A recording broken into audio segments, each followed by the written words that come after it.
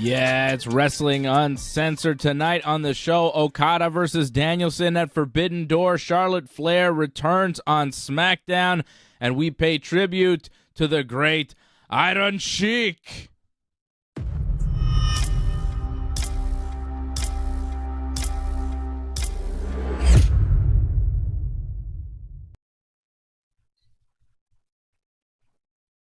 Sheiky baby.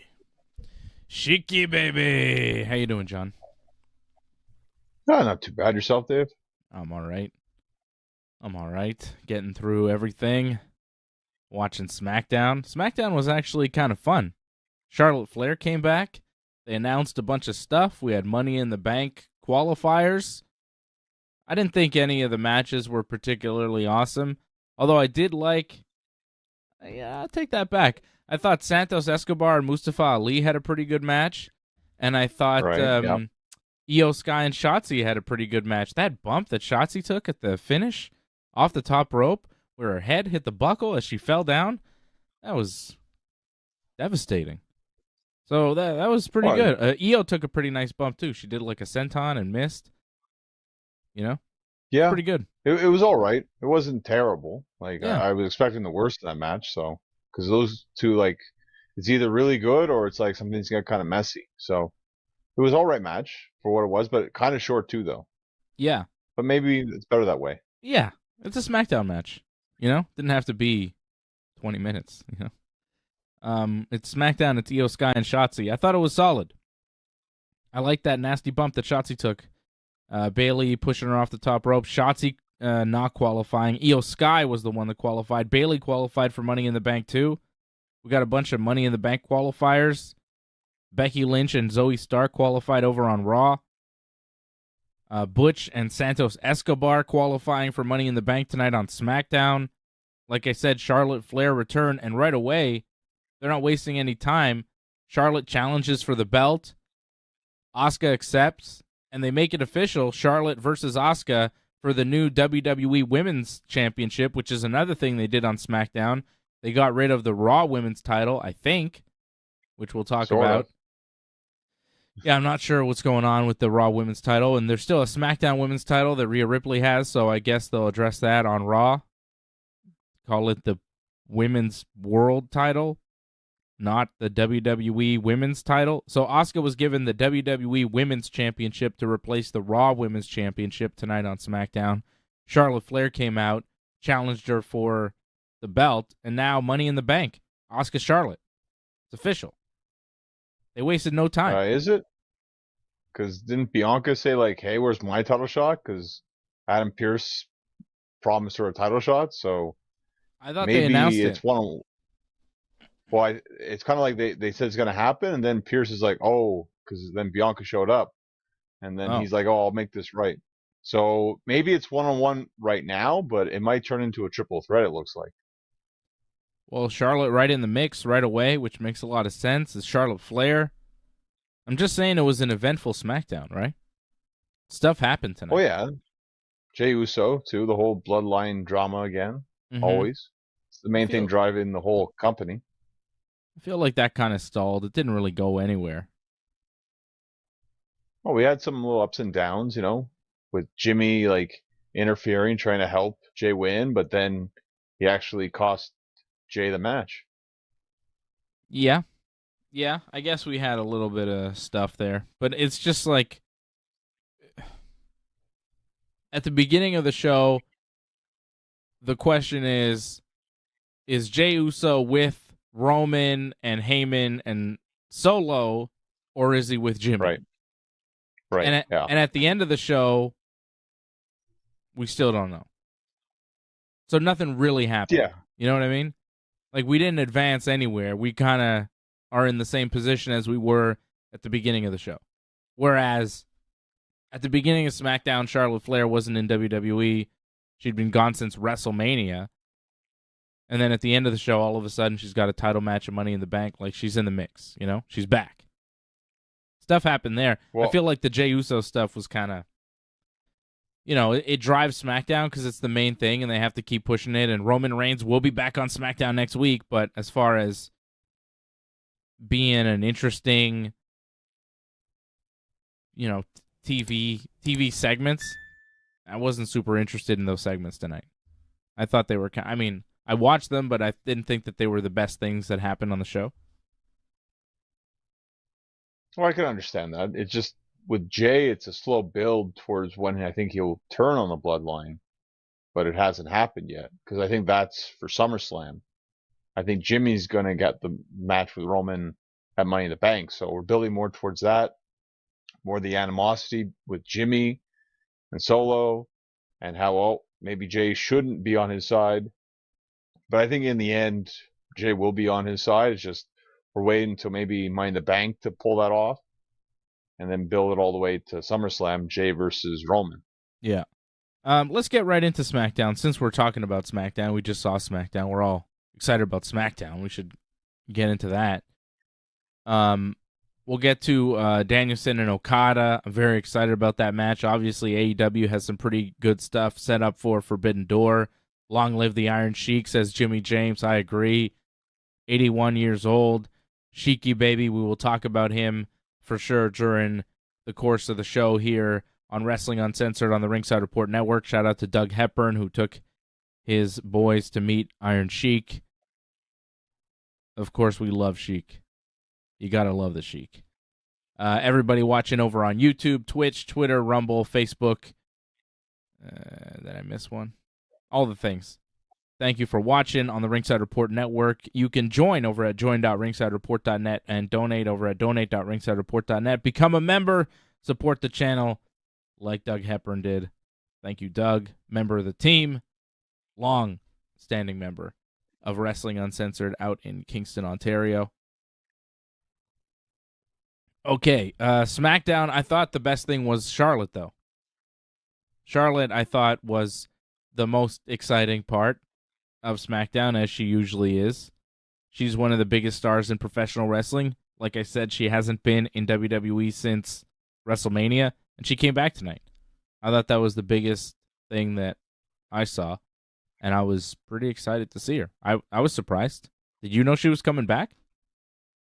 There were rumors, you hear a bunch of things that there's a big return tonight, whatever. Charlotte's going to come back as soon as possible, and look what happens. She comes back tonight, so not too surprised. And also, maybe we should realize, look at the posters. I think she's on the poster for Money in the Bank. I think she's on the poster for SummerSlam as well. So I didn't know. Maybe we should have real because they just throw on people on the poster and we don't really think about it because they just throw random people. Sometimes they don't even. Bobby Lashley, I think, was on the WrestleMania poster, wasn't on WrestleMania, right? They have ideas for stuff. Yeah, but he was supposed to be. Right. Well, things happen and they don't work out sometimes. So with Charlotte too, maybe there's a vacation plan and then there's what actually happens in terms of vacation. So, but she came back earlier than I thought. I didn't think she'd come back before Money in the Bank, maybe come back at Money in the Bank, but this makes it interesting. I think the SmackDown Women's Division kind of needed a bit. Mm-hmm. And even we saw with the Women's Tag Division as well, it's a lot more interesting now on SmackDown. Raw is another story in itself, but SmackDown, in terms of the Women's Division, tag and singles, it looks pretty good. Yeah, that's another thing that happened on SmackDown tonight. They kind of set up the SmackDown Men's Tag Team Division. Several tag teams showed up. We got a gauntlet match next week, and we also had Ronda Rousey and Shayna Baszler challenging the NXT Women's Champions Isla Fire and Isla Dawn. I don't know, Alba Dawn, Alba Fire. I don't know which one's Isla Dawn. Fire, yeah. I don't know which one's which and which one has what name. Isla Fire, Isla Dawn, and Alba Fire. Isla and Alba. I believe it's Alba Fire and Iodine, I think. it's something like that. You said iodine, though. Like iodine? Oh, well. Yeah, iodine. Yeah, that could iodine work. And iodine. I don't know what their names are. I gotta, they're new. They're new. Well, what it's also kind of confusing about this, they started out as heels. Remember they had that match where they just destroyed 2 enhancement talents? Mm-hmm. Clearly heels when they started. Yeah. But now, clearly not heels. And I'm like, they clearly didn't think this through, obviously, what they were doing with the unified titles. And this isn't even going to happen next week, by the way. It's in 2 weeks. Yeah, but they're doing it on SmackDown. So, yeah. What happened there was those two came out. Alba Fire and Isla Dawn came out. They were introduced by Kayla to come to the ring for an interview. She introduced them as the NXT Women's Champions, which was confusing. Then Michael Cole had to say Women's Tag Team Champions. So that's what they are, and they've been called up to the main roster. Like John said, they did a job match at some point. Like they beat up jobbers two or a couple weeks ago, and that was about it, right? They did an enhancement match, and then Ronda Rousey and Shayna come out right away. They're the WWE Women's Tag Team Champions. They also did that. Remember that weird little Bray Wyatt kind of video package that you didn't like last week? Remember that? Vaguely. All that fire and sorcery kind of thing. You're like, what the heck is this? It was short, though. It was like a little thing. Yeah, it wasn't good, though. I don't know what they are. They're supposed to be evil. Yeah, right. Clearly evil in some capacity. But I guess they're not anymore. No, now they're the young rookies getting bullied by Ronda and Shayna. Right? That's their new gimmick. Right. So it was good on Raw. I can't believe Ronda got away with saying munchkins. Like, I didn't think you could say that, actually, but I guess Ronda can say that. I'm surprised they gave them so much, Ronda. Like, they gave those two ladies a lot. Yeah. That was kind of maybe too much, to be honest. Yeah. Like, it shouldn't have been that long. Nope. Yeah. I was like, whoa, Ronda's getting beat up like a lot here. And Ronda continued to get beat up on SmackDown. Ronda and Shayna come out, and they get in the face of Kayla or Isla and Abo. I don't know. Fire and Dawn. You could just say Fire and Dawn. Fire and Dawn. There you go. Thank you. You fixed it for me. Yeah. And Shayna says that she's the reason that the NXT tag titles were even created. And I'm sure there's a story there, but I don't know it. Do you know what she's talking about? Like, wasn't she involved in, like, the first ever tournament, possibly? I don't remember exactly, but maybe she was involved in it. I mean, I'm sure there's somebody that knows, but I don't really know what the story is there that Shayna was saying. She's like, I'm the reason, these are my belts, and that. And I was like, okay, I guess you were doing something in NXT I didn't see. And then Ronda says, I want your belts. This division isn't big enough for the both of us, so let's take your tag team belts too, the NXT belts. And then Alba's like, yeah. Is it not big enough? It seems like the division is so small that there's room for many tag teams. Maybe not many tag team champions, but shouldn't they drop them to somebody in NXT? No. I think unify the titles so then you can defend the titles in Raw, SmackDown, and NXT. I think that'd be great. Mm-hmm. That's not a bad idea. Have Ronda get beat up by developmental talent. Well, that probably shouldn't have happened, but it works okay when it's like a 2-on-1. Like on the Raw match, it kind of worked at first when it's like it took the two of them to get some over on Ronda. But then it's like that works at first, but then when you go down to 1-on-1, they're still beating up Ronda. It's like, well, that doesn't quite work as well. And Shayna just feels like, well, you can beat the heck out of her whenever you want, it seems. Yeah, well, if you're going to do any kind of offense on that team, you're probably going to have to do it to Shayna because Ronda's not going to take a ton of offense, right? It's an awkward situation with Ronda because she's so strong. It's Ronda, you know? And a lot of these people they're throwing at her are not super believable against her.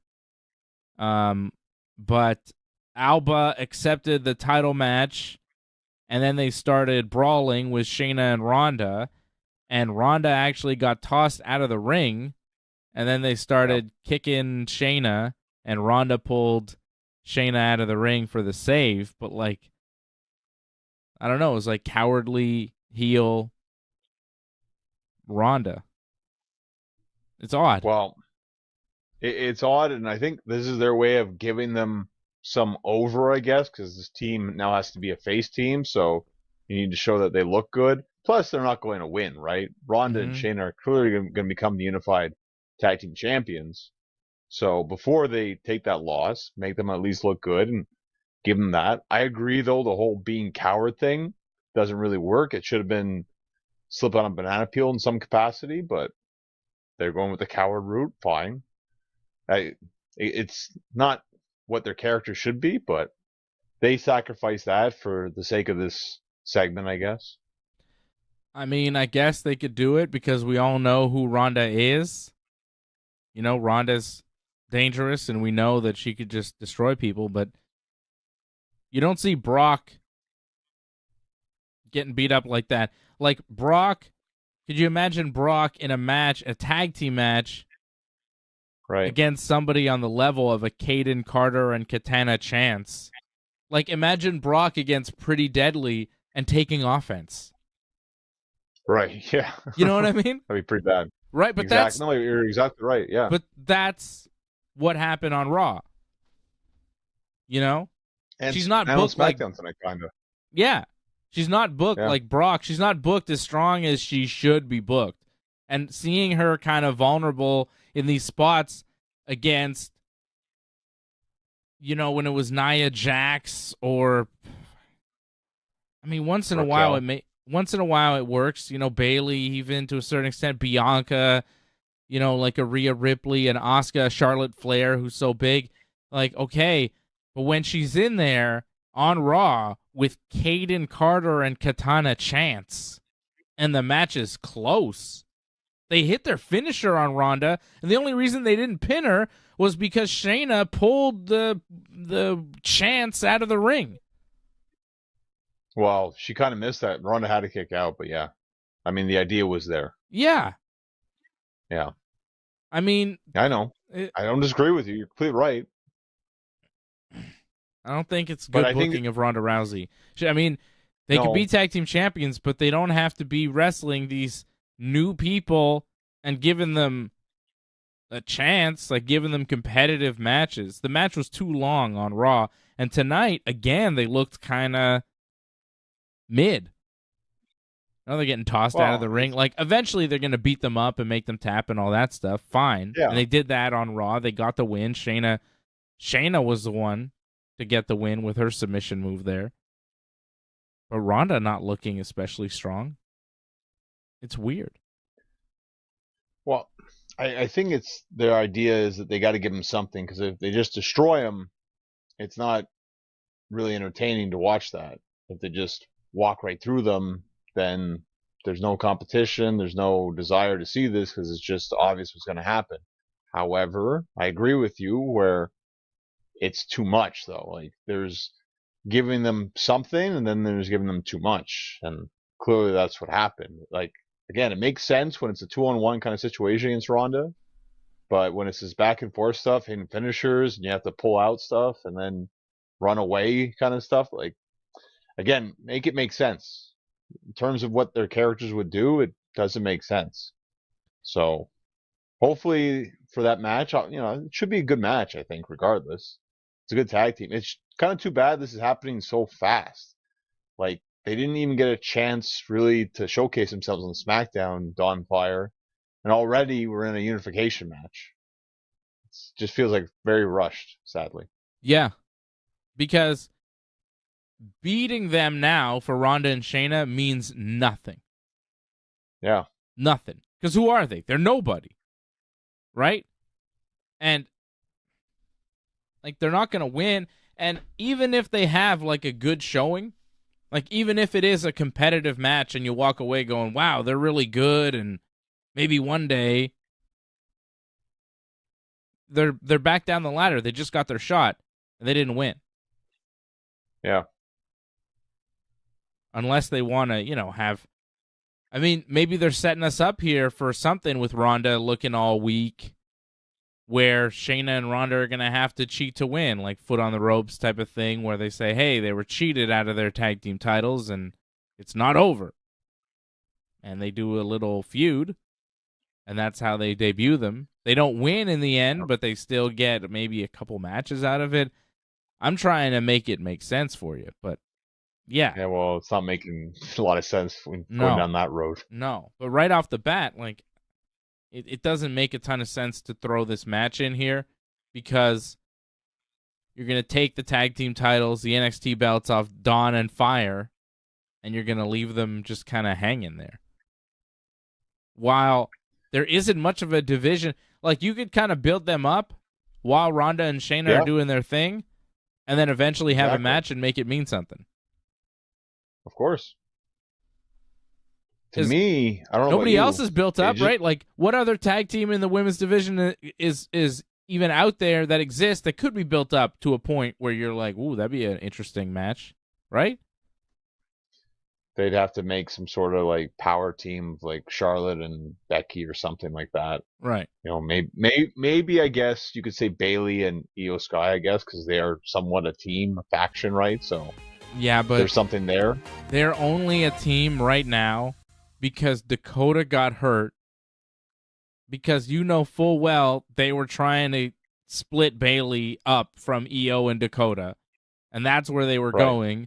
But then Dakota got hurt, so they scrapped it, and they're just like, I keep Bailey with Io for now, and when Dakota comes back, they'll turn on Bailey. Right?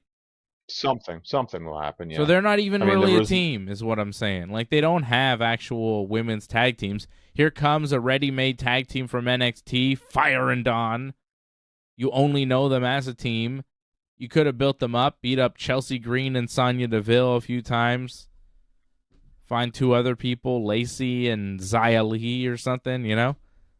Beat up some people, and then build them up for Ronda and Shayna. But, yeah, whatever. They're doing it in 2 weeks. I think Ronda and Shayna will win, and then they'll unify the NXT. Because this match isn't about the match. It isn't about this tag team. It's about the utility of trying to get these titles unified. And like you said, getting Ronda and Shayna to defend their belts on Raw, SmackDown, and NXT. So they're just unifying the tag team belts.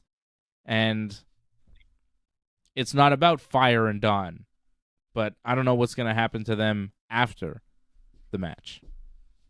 Does it matter? I don't know. I don't know either. Okay, Charlotte Flair, she comes back. Asuka is presented with the new Women's Championship. It's the WWE Women's Championship. Bianca Belair was backstage with Adam Pearce, and Bianca feels she's been cheated by Asuka out of her belt, and she wants revenge. And Adam Pearce said, please don't attack Asuka tonight. I'll give you a rematch. And Bianca says, okay, if you give me a rematch, I won't attack Asuka. So Asuka is presented with the belt, and it's white and yellow. It looks like Roman's new belt, right? Isn't the strap on Roman's belt is black, and then the belt is yellow? Right. The belt plate thing is yellow, and this is the strap is white and the belt plate thing is yellow. It's ugly as hell. It's not nice. And it's just not really creative whatsoever. It's like, okay, the guys get black, the women get white. It's like the briefcase. The guys get green, the women get white. Nothing really stands out. Nothing's really different. Like, someone was like tweeting me about like all the women title designs, and like, well, it's not much difference. I mean, if you look at the women title designs, they haven't been that great, but still, like, it's like we're getting worse as the years go on with the titles, to be honest. Yeah. The title designs are terrible. Like Ryan Katz is saying, WWE isn't trying with their new titles anymore. He's right. They're not. I mean, at least with the World Heavyweight title, they tried a new design. Like, it's a little bit different, right? Yeah, it's like a mix of a old with a new kind of thing. Like, it's not terrible, and it's like, well, it resembles what a wrestling title looks like. Yeah. These things are just like glorified WWE symbols. That's all they are. Yeah. Like, and little writing that says like champion or something, women's champion, I guess, right? But you can barely even tell. But yeah. It's just shiny. It looks, it looks good. It pops on a screen and all that. But in terms of a championship title, it's probably some of the worst titles we've ever seen. I think the women's tag titles are some of the nicer titles they have right now. They don't really have nice belts. Yeah. Yeah.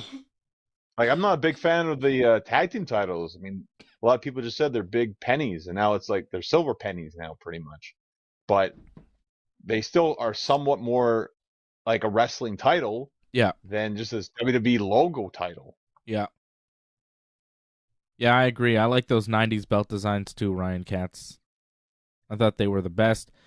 Derek John, member of the team, Shout out to Derek. He says, I think Shayna may turn on Ronda. I don't know. That's long ways away, I think. Yeah. Harold Schneider, member for 24 months. He says Ronda needs to be hyped like the superstar she is. Thank you, Harold, for sticking with us. 24 months over at join.ringsidereport.net. That's 2 years, John. That's 2 straight years. Thank you, Harold, supporter of the team. Gonna be Roman one day. She should be hyped like the superstar she is, and I don't know why she isn't by the WWE. AJ agrees. Danny Brook Media. There's AJ. AJ's here. If you saw Ronda's promo on Raw, I thought it was really good. Like, it just felt like she was just talking how she talks and just how she felt. Like, it felt natural the way she was talking. Unlike a lot of the promos where it just feels like doesn't feel like they're actually talking. They're just reading a script pretty much. But Ronda actually felt like a real human being when she was talking. Yeah. I feel she's better backstage than she is out live. I think out live she gets like mad or something or irritated by people and she loses whether she's supposed to talk. Or backstage, like she has a train of thought and she doesn't lose her thought. Yeah, I think you're right about that. I like Ronda's promos. Ronda's always been a good talker. She feels real. Usually. She feels authentic. Her matches are good. She gets emotional. Yeah. That's the problem. Like, when she gets emotional, she loses the promo sometimes. Yeah, I guess. I think you're right about that. But I'm a huge Ronda Rousey fan. I mean, she's an iconic sports figure, of all time. She's incredible. She's like historic. What she did with mixed martial arts, there would be no women's MMA anywhere near where it is without Ronda Rousey. There would be no women's MMA in the UFC probably without Ronda Rousey. Dana White was like, no, it's not going to happen. And then he saw Ronda fight, and then he brought women's MMA into the UFC, and Ronda became a gigantic star. And we have a UFC pay-per-view tomorrow night that we're going to be watching here for a watch-along on the Ringside Report Network, 10 p.m. Eastern Time, headlined by Amanda Nunes, who beat Ronda Rousey for the belt. Well, defended the belt against Ronda. And will be defending the belt again tomorrow night against Irene Aldana. A lot of hype during Smackdown for UFC. I don't know if you caught the little thing in the box on the side. No, I didn't. Yeah, for me anyways, kept showing like the UFC like commercial like in a little box. Oh, I wasn't almost getting like that. Throughout the show. Yeah. I was watching on Fox. I didn't see that. Oh, on Sportsnet. Maybe it's because it's on Canada. I don't know. Oh, okay. I noticed like it's on Rumble tomorrow as well. That's interesting. They're actually having the pay-per-view through Rumble. Oh, okay. I think you can get it through a lot of different, UFC makes it available in several different ways. Right? I don't know if it's on YouTube or not, though. I don't think so. No? I don't believe so. You can look into it, but I don't think so. Maybe AJ knows. I think it's on, TV and stuff. All right, what else happened on SmackDown tonight? The Jey Uso stuff. So Heyman and Solo are in the ring with Jey Uso, and Jey is mad at Solo for attacking Jimmy. He says, you stabbed our brother in the back, and you shouldn't do that. And Heyman says, it's not Solo's fault or Roman's fault that everything's happening. It's Jimmy's fault because Jimmy knows that you are going to be the next tribal chief, Jey, and he resents you because of that, and you're going to be the next U.S. champion because I've got a title shot for you tonight against Austin Theory, and you're going to get a singles title, and then you're going to be groomed by Roman Reigns to be the next tribal chief, and you need me, and I will help you and just kind of join us, and I need your answer now. And Jey says, well, I'll take the U.S. title shot, and Heyman goes to shake his hand, and Jey thinks about it for a while, and the crowd doesn't want him to do it, and eventually he just says, I'll get back to you on the handshake, and then he leaves. So Heyman has arranged a U.S. title shot for Jey Uso, and the idea is Heyman's trying to, build up Jey and say, Jey, your brother's jealous of you because you're going to be the next tribal chief, you're going to be the next champion, you're going to be the guy. and he's trying to stop that because he's jealous. And Jay is kind of believing it, or maybe just trying to take advantage of Paul Heyman. It's unclear, right? Because he's not fully embracing Heyman, but at the same time, he is taking the title shot.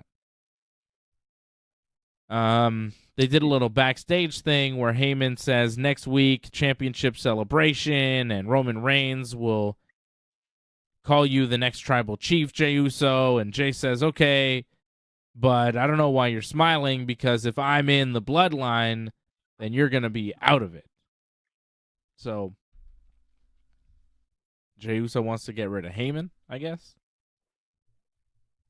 Yeah, I didn't get that part. That was kind of weird. Yeah. And then we have the match. It's Austin Theory and Jey Uso in the main event. The ref gets bumped. Jay hits a top rope splash on Theory.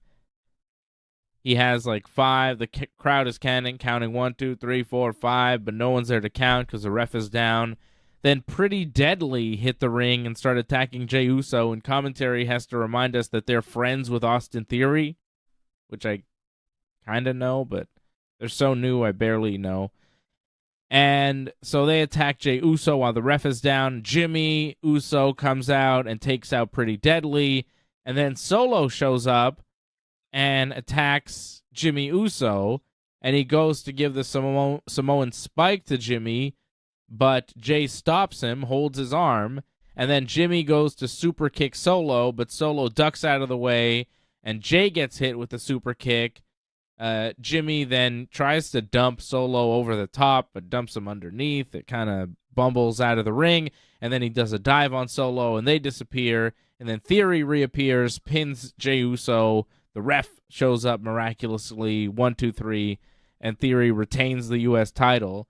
So Jay is mad after the match and pushes his brother Jimmy when Jimmy tries to hug him or something. And then he kind of walks past Paul Heyman and Solo. And Heyman tells Jay that he's sorry. I don't know why he's telling him he's sorry. Heyman was just told that he'd be kicked out of the bloodline if Jay ran it. I don't understand what's going on there. So Jay is kind of not with Heyman and Roman and Solo. And he's also not with Jimmy necessarily, because Jimmy kicked him in the face and cost him the U.S. title by accident. You know, whatever. It's a little messy, and plus you missed out the part. Sami Zayn, who said he didn't care about the bloodline anymore. We had to have another Jay and Sami promo backstage where Sami's trying to convince Jay to break away from the bloodline. It's like, yeah, this doesn't seem to ever end. Like, this was like January, February, wasn't it? Like February-ish. Like, we've been going through this ever since he broke away from Bloodline. Like, we had that little talk backstage on a SmackDown. It hasn't stopped. Like, this is like WrestleMania Revenge all over again here. Yep. It never ends. Keeps going. Yeah. That's what I'm saying. Like, I'm over it. Is he with them? Is they with... Break up already. Just do it. Because, like, Jey Uso at the beginning of the show. Is he with Jimmy? Is he with Roman? I don't know. Jey Uso at the end of the show. We still don't know. So nothing actually happened. Get over it. Next. Like, I don't care anymore. I don't want to watch it. I don't want to see the Uso stuff. I'm over it. It's like, because it went so long with Sami, like, is he going to get attacked? Are they going to turn on him? Is he going to turn on them? And da-da-da, and da-da-da. And eventually they did. And now they're doing the same thing with the Usos. It's just taking forever. And it's all they do. And, like, I'm done. You know? The other stuff on the show is far more interesting to me than this Bloodline stuff now. Like, I'm getting really tired of it. It's overkill. Especially when Roman's not there. I mean, Roman will be there next week and something will probably happen. You know? Progress will be made. But when Roman's not there and they fill the show with this stuff, it's like really, really dragging. And even when he is there, it's like, what have we learned? What's happened at the end of this? Nothing. Well, it's fair to say last week was eventful. A lot of people were watching. A lot of people, well, it made a lot of noise last week just because Roman showed up and what he did pretty much set up Money in the Bank. Like him versus Jimmy is practically set up. The road is set for that now. So how we get to that official like setup, maybe we'll find out next week, of course. But the Jay thing is just gonna drag, and we're just gonna have to sit through that though. Yeah. What happened last week? Jimmy kicked pretty him? much. Well, Jimmy kicked him, and he did the. Jimmy said, like, we can do the bloodline, but we do it together. No more just like you leading. And then Roman said no, and then Samoan Spike. Yeah. So Jimmy pretty much got kicked out of the bloodline. Yeah. He got spiked because Jimmy wanted to run it with Roman, and Roman said no. Yeah. Yeah. I remember that. That was a good one where Roman was like hugging him, and he was like, no. That was good. I like that part. Yeah, it was good. Yeah. Yeah. That was good last week, but this week I thought was not so good. And I'm also over it. Like, break up, have a match, do a thing. And I guess going into the match between Jimmy and Roman, you want Jay to kind of be neutral. Yeah. I guess. Well, it's like, oh, who's he going to side with kind of thing, That's what it seems like they want to do, and they want to keep that back and forth. And we're going to have that keep going until Money in the Bank or Money at the Bank. Matt Hardy. Money at the Bank. Yeah, that's a real old reference now, right? My goodness. Yep. Okay, elsewhere on SmackDown, we had Io Sky beating Shotzi to advance to Money in the Bank. Money at the Bank.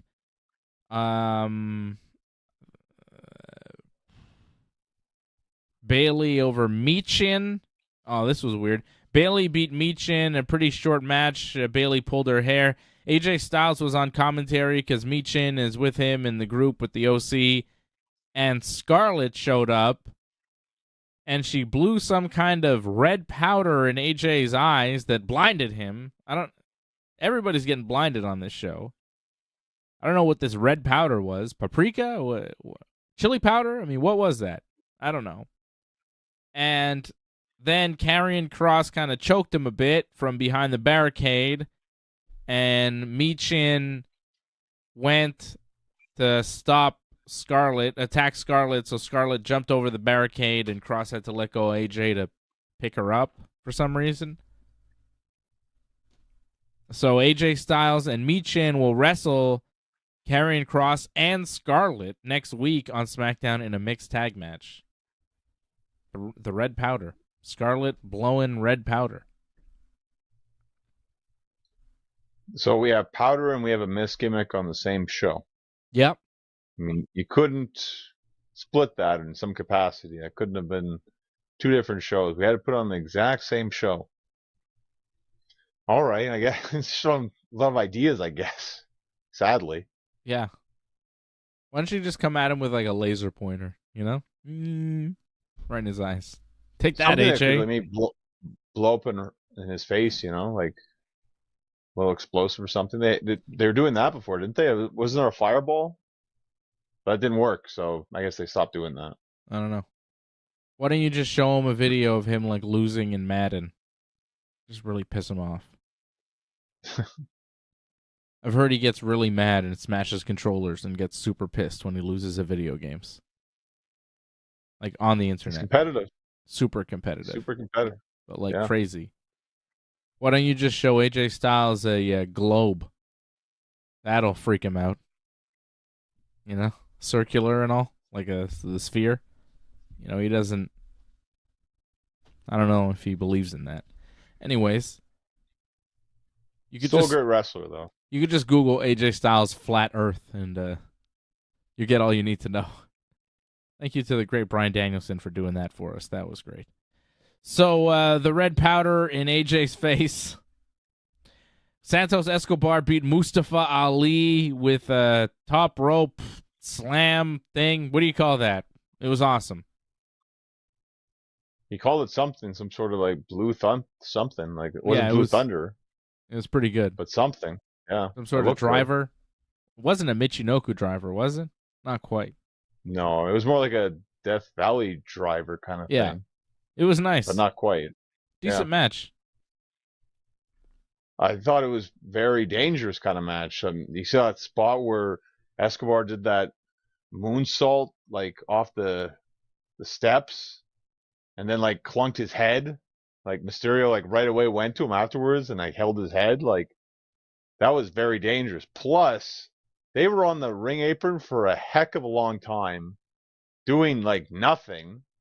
And then when they fell off the ring apron, then they get a 1 count from the referee, which was absolutely ridiculous. When you're on the apron, like not doing anything, you should be counted out for that. Just because you're on the ring apron like that, standing, not in the ring for, that felt like 10 seconds right there at least. And you only get a 1 count because you went off the apron? Yeah. Again, the referees, not very good, the referees. They don't do count outs on the apron too much, though. They don't start the count until you're on the floor. Well, they were on the floor, and then they came on the apron. Yeah, okay. You know? Yeah. I don't know. I thought the match was fun, though. They did some cool stuff. No, it was a very good match. Very good match, but they were going for a lot of crazy stunts, and they pulled them off, but I worried about Escobar a bit on that steel steps, like smashing his head. That looked very dangerous. Thankfully, they looked okay.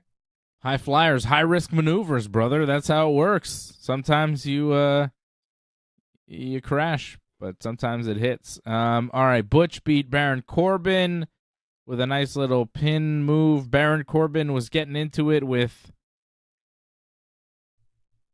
two guys at ringside, Carmelo Hayes and Trick Williams. Do I have that right? You got it right, yeah. Trick Williams. Carmelo, which one is the NXT champion? Carmelo Hayes. Hayes. Okay. Hayes, yeah. Hayes is the champ. Who is Trick Williams? His friend? That's like, yeah, his bodyguard, like buddy, whatever, yeah. Okay.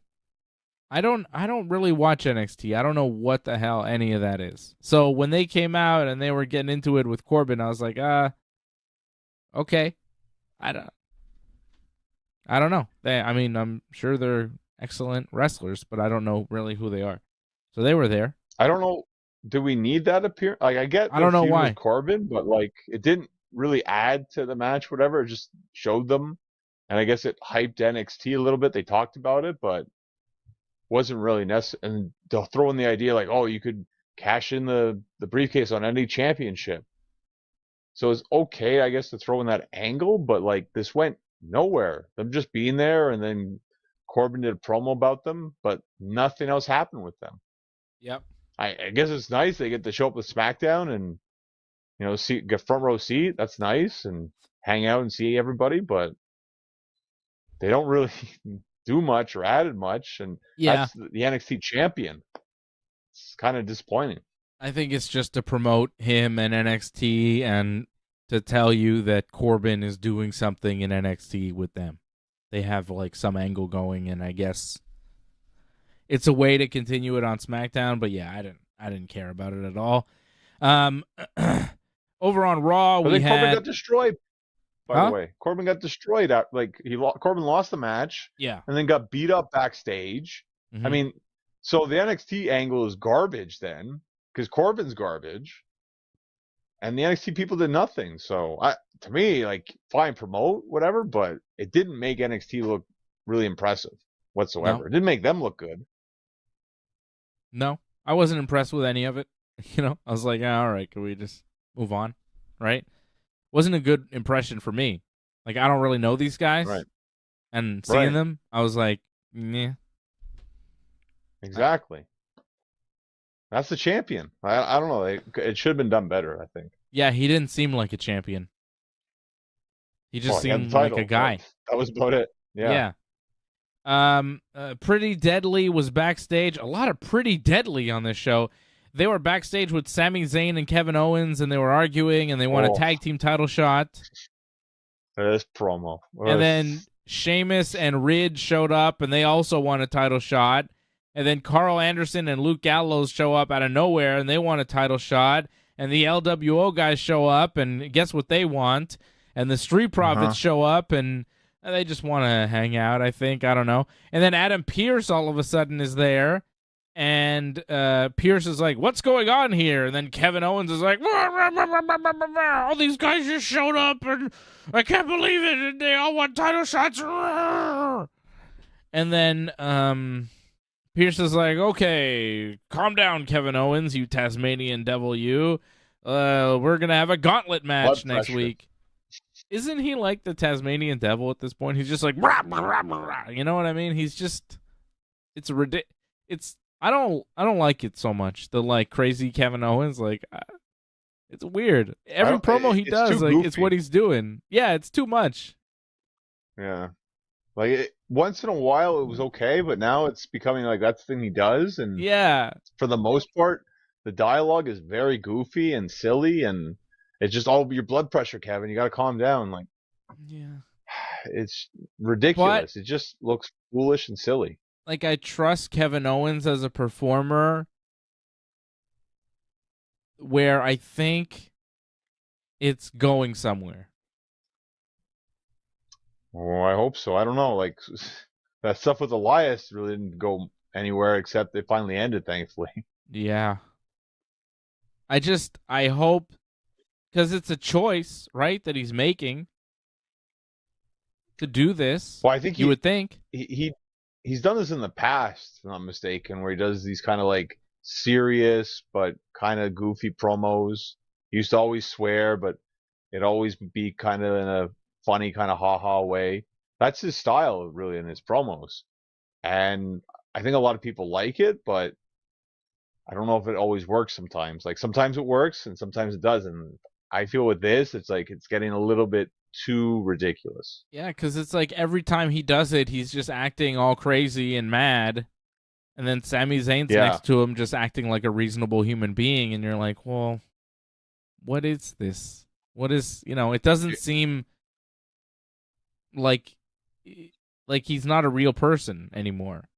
He's just this weird caricature. And it's like, well, I don't know. I like the real person, Kevin Owens. I thought that was part of what made him special. So I don't love it, but I'm hoping it goes somewhere. Anyways, there's going to be a gauntlet match next week. Street Profits, Good Brothers, LWO, Sheamus, and Ridge, because now it's not Butch and Ridge anymore, because Butch is in the Money in the Bank. Right? Yeah. And Pretty Deadly. I mean, I think Sheamus and Ridge are a pretty good shot to win this. It's a gauntlet match, so it really depends on where you're placed. Yeah. Right? Like, Sheamus and Ridge will probably start it off. Pretty Deadly will probably come in last and wind up winning, and it'll be Pretty Deadly against Sami and Kevin. And again, they'll bring in a new tag team from NXT, showcase them hard, and then have them lose to the tag team champions right off the bat, shoot them down the ladder, and possibly disappear them forever. Well, they're really pushing Pretty Deadly very hard right now, and I'm not a big fan of it, but I think they have a bit of a fan base, and I think they're liked. Clearly, people like what's going on with them. They're different. I'm not a fan of it, but they're running with it, and I think they're going to run as hard as they can with it right now. They could possibly become tag team champions one day. I hope not, but it seems what they want to do right now. But not off this gauntlet match and getting a title shot now. No. They wouldn't win right away. But I could see it down the road. Like, the way that they're building them, like, it's very strong the way they're building them right now. Do you think they win the gauntlet next week? I wouldn't have them win. Like, I'm not a big fan of them, but they seem to be huge on them. Like, it makes the most sense right now. They seem to be the new up-and-coming tag team on SmackDown. So if they're last, definitely. But, I mean, if they're middle of the pack, whatever, probably not. Sheamus and Ridge against Kevin and Sami for the tag belts at Money in the Bank would be kick-ass. They're in London, too. But Ridge and Sheamus are not from England, but they're from that part of the world. There's going to be people from there, Irish people. And where's Ridge from? Is he English? I want to say Wales. Yeah, I thought he was Welsh, right? I could be wrong, but check it. No, he's born in Sky England. Blue won. Oh, there you go. So he is English. I think that'd be a big match. Sheamus and Ridge against Kevin and Sammy. You could do that Money in the Bank. I would love to see that, but I could also see them not give us that because it's two face teams, right? So I think Pretty Deadly, the way they build them right now, and Pretty Deadly were in NXT UK for a long time, so they have a bit of a fan base there. So I'd go with Pretty Deadly. They're from there too? I thought they were Australians. Yeah, but they wrestled in NXT UK for years, I want to say. They were the NXT UK tag champs, I think. What did Sky Blue just win? She just won the title shot for Dynamite. Who'd she beat? It was a 4-way, and I think she pinned Nyla Rose. Who was in it? Was Britt Baker in that? Was in it. What the hell? Britt Baker was in it. Yeah, I know. Britt, Nyla, Sky Blue, and who? I wasn't watching that Rampage main event. I believe it was, what's her name? The former ROH women's champ, Martinez. Oh, Mercedes Martinez. And Sky Blue won, so she gets a title shot at Toni Storm on Dynamite? Yeah. Okay.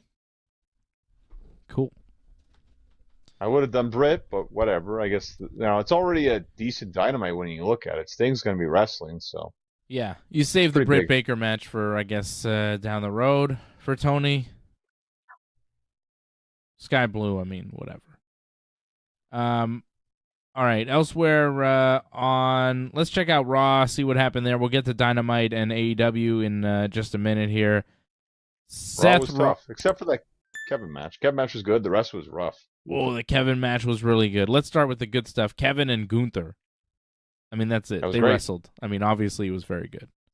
Very good. But it was early. That was the problem. Then you had to watch the rest of Raw. You're like, oh, no. Yeah. I think it's Kevin and Sammy against Gunther and Kaiser next week. Is it Gunther and Kaiser or Vinci and Kaiser? I thought it was Gunther. I didn't check that. I think it's Gunther and Kaiser versus Kevin and Sammy on Raw. Yeah. Yeah, very good match there. Gunther and Kevin Owens. Excellent. Except the finish. Everything was good except the finish. The finish was kind of lame and crummy.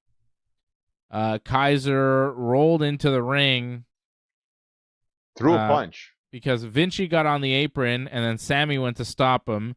And then Vinci and Kaiser started attacking Sammy, and Kevin went to save Sammy and started chasing after Kaiser. So Kaiser, to escape Kevin, rolled into the ring, took a stunner from Kevin. Threw a punch first. Who did? Kaiser. He threw a punch when he was in the ring, right in front of the referee. Threw a punch. Kevin ducked, but still, you went in the ring and you threw an offensive strike right in front of the ref. I don't know about that one. That's kind of didn't land it. If he landed it, I'd say, yeah, I know what you mean, though. You went in the ring, though. I don't know about that. It's ridiculous, but it's pro wrestling, and sometimes weird shit happens. But Gunther then rolled up Kevin for the win. So the finish, not as great, Ooh. Not as great as you'd want it to be. I don't know about you, it's a great match. Don't get me wrong, I love to see it, but that could have been done so much better. Mm-hmm. You have the Undisputed Tag Team Champion, the Intercontinental Champion. It's a non-title match. So this could have ended in so many different ways. You almost didn't have to have Gunther win this match. You could have built up Kevin and possibly get a title shot down the road here. I feel like this was somewhat of a missed opportunity here by just having a lame finish like that. Yeah, but I think you want to keep Kevin strong, so not have him lose just straight up to Gunther, but also you want to have Gunther win. This is the best way they had. You can't just do a clean finish. You can't. Well, you have to do something. I don't expect clean, but I think something better than just a little roll-up thing like that. Well, I mean, we saw it even on SmackDown tonight. I mean, they did the parade of interferences, but still, the finish was better than just a roll up. I thought the roll up was kind of lazy. But that was an elaborate bloodline match where they have all sorts of things happening. They've done well mastering that kind of finish art, right? They put a lot of effort into those matches, more than these other ones. Like that was just, one match on Raw, second match on Raw. They're not putting a ton of effort into it, but wrestling fans know Gunther and Kevin Owens, that's going to be pretty damn good. One of the big matches where I saw Gunther, like where I first became aware of Gunther when he was Walter, was when he wrestled PCO, another great Quebec wrestler, on some show, right? PCO and Walter had some crazy matches. I think they had a couple matches that were just nuts. Yeah. My God. PCO got a blue belt in jiu-jitsu this week. Congratulations to Pierre-Carl Ouellet. Nice. Pretty good. Welcome to Blue Belt Club, PCO. Nice to have you. My God, that guy walking on the mats would be a monster. So big. He's a massive man. Yeah, and he's a blue belt now too, so he knows what he's doing. Be careful. Don't mess with PCO. I don't think anyone ever would. All right. Congratulations to him. Blue belt is nice. Becky Lynch beat Sonya Deville after the manhandle slam to qualify for the Money in the Bank, despite Chelsea Green's interference and Trish Stratus and Zoe Stark watching from the stage. Becky prevailed. I thought Trish and Zoe would cost her the match. You thought otherwise. You were correct. And Becky is going to Money in the Bank. I mean, when Trish and Zoe don't do anything, what do you expect? Like, they just stand there. Yeah. Nothing happens. And that Chelsea stuff, that was ridiculous. Like, the referee saw the whole on the rope stuff, holding the ropes, and did absolutely nothing. Again, the referees are getting destroyed every night. It looks terrible. And then the finish happened and whatever. Like, this match, like, there's no contest here. It's clearly Becky was going to win. Sonya, like, had a bit of offense, but not much. Like, to me, there was never any doubt in this match. If anything, this went way too long. This went through a commercial break, if I'm not mistaken. This went way too long. Yeah, it lasted too long, and it wasn't great. And Trish and Zoe never did anything. Yeah. No, it's true. You're right. Like, what? Like, they come out. I think they came out, and that was the cause of the commercial break, if I'm not mistaken, right? Yeah. Because they had a bit of a distraction, but then they don't do anything. They just stand there and don't do anything. Yeah. Like fine, you're feuding, and I guess this is what's going to happen now. It's like you're feuding, now it's Money in the Bank, and we'll keep the feud going by just these little appearances, and then the match will happen, SummerSlam. Everything pushed to SummerSlam. Maybe. I guess. What do they do? Becky and Trish rematch at SummerSlam? And Cody and Brock. All the rematches, SummerSlam. I thought Cody and Brock is going to be at Money in the Bank. No? Well, it seems like we'll get to it, but on Raw, it feels like now we're going with Cody and Dominic. You laugh, but it's true. I know. It's just so ridiculous. It's so ridiculous. Matt Riddle had an encounter with Kaiser and Vinci, telling him not to talk about Gunther, and then he beat them up, and refs and agents come and took Riddle away. Riddle has a Money in the Bank qualifying match coming up Monday. I'm not sure who he's wrestling, but I think he's going to win. Is it Damian Priest? Yeah, it is Damian Priest. I think Riddle's going to win. He's going to qualify for Money in the Bank, and he'll be the final guy in the men's Money in the Bank match. We got Ricochet, Shinsuke, LA Knight, Santos Escobar, Butch, and I'm thinking Riddle. And I think Riddle might win and cash in on Gunther.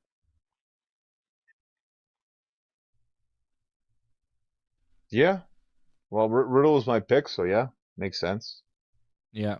They keep doing this Gunther Riddle stuff. I think, why not? Ricochet and Shinsuke Nakamura had a match that went to no contest when Bronson Reed showed up and beat them both up.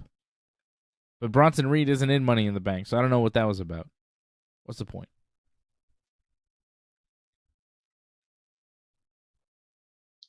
Well, he's mad because he's not in Money in the Bank.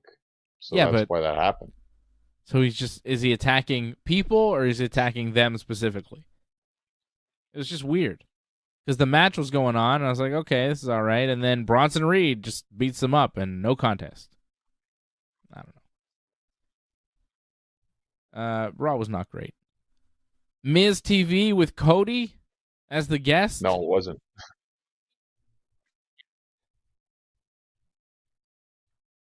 Are you with me, John? I think As you got a lag. What, Cody came out as the guest? I think you're lagging.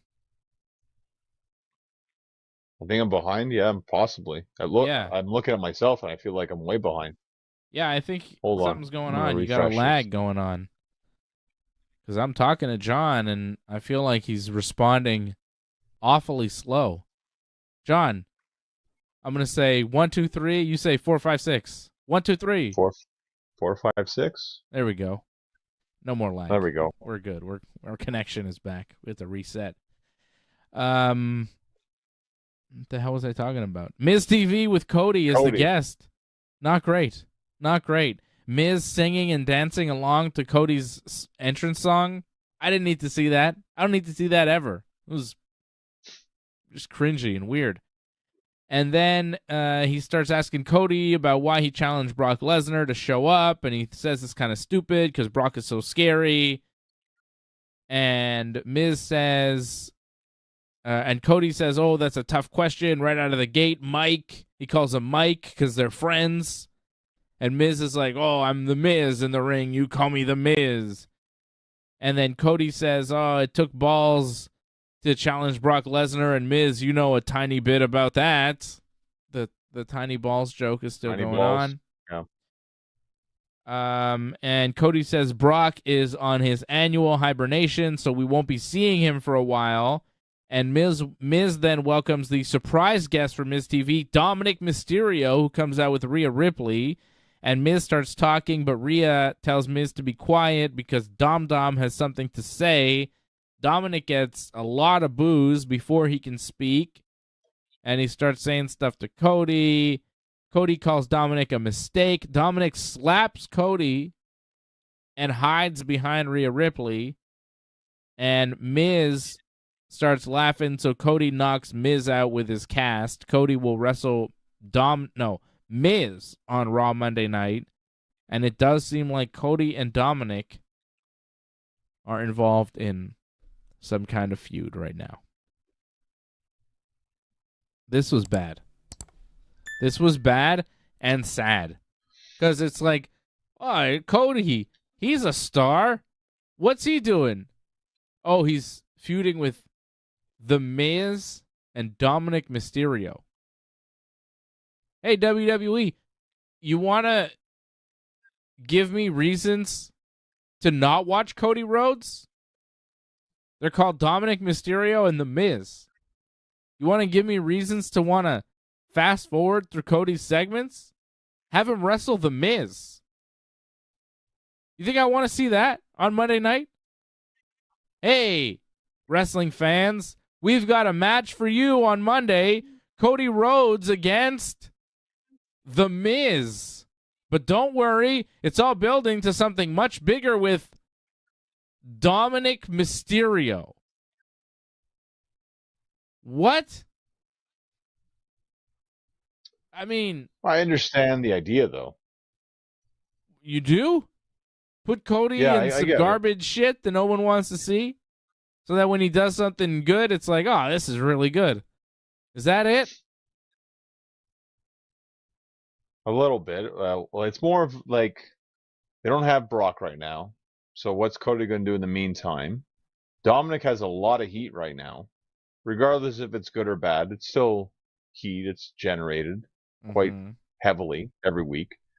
And Cody, being the huge babyface that he is, needs somebody who's over. So that works. That can be a good match where Cody can make Dominic an even bigger heel, and Cody becomes a bigger babyface by beating the guy that everyone hates. It's win-win, I think, for everybody. Except you. Well, we have to watch the match, though. Yep, we have to sit through that Money in the Bank more than likely, yeah. I mean, the problem, like, I get what you're saying. The problem is they're going to have to wrestle. Yep. I know. That's the one problem, yeah. That's the one problem. It's what they do. Yeah. It's the whole thing. It's what it's all about. Well, it's the last thing they care about anyway, so. Yeah. Zoe Stark beat Natalya to qualify for Money in the Bank. Who's Zoe Stark? It doesn't matter. She's got Trish Stratus with her, though. Becky Lynch wasn't involved in any of this. Didn't watch. Didn't do anything. Just, Trish didn't seem to really get involved either. Zoe Stark just won. Well, no, she did. Like, she kicked the back of Natty's leg, and that's why Zoe was able to hit her finish. Where was Becky? Becky just didn't show up. I don't know. Mm-hmm. Like, I guess they didn't want Becky to come out. Indu Sher beat up on Shelton and Cedric. They were supposed to have a match, but it didn't seem to happen. They just kind of squashed them before anything could happen. Indu Sher. Well, they're going to have a huge show in India, I think, in September, so this is the build-up for them. They're more than likely, I can see them as tag team champions one day. You're seeing a lot of people as tag team champions one day. Induce, Share, and Pretty Deadly. Your picks are shit. Well, I'm not saying they're great, but I mean, I think you'll agree that's more than likely what's going to happen, though. Yeah, I'd rather, Kofi, Kingston, and Xavier Woods. Kofi's been out for a while, too. I don't know what's up with that. Well, he was hurt, and I heard rumblings that Big E might come back. If they could come back, that'd be awesome. The three of them together, man, be nuts. I miss the New Day. I agree. New Day is tag team champions. I can see that one day, but not against Kevin and Sammy, though. It'd be whoever beats Kevin and Sammy, I think. Maybe. Yeah, two babyface teams. It would make sense. Seth Rollins beat Damian Priest in the main event of Raw to retain his world title. Hit the curb stomp, retain the title. Solid match. It was all right. I didn't like it as much as Gunther and Kevin, but I thought it was pretty good. The opening promo with Seth, though, I didn't love. Seth opened the show with a promo, which was, whatever. And then he had the match. And then Finn Balor and Seth faced off. I guess they're teasing Finn and Seth down the road. Maybe Money in the Bank. Probably. I mean, we're 3 weeks away now or something? Yeah.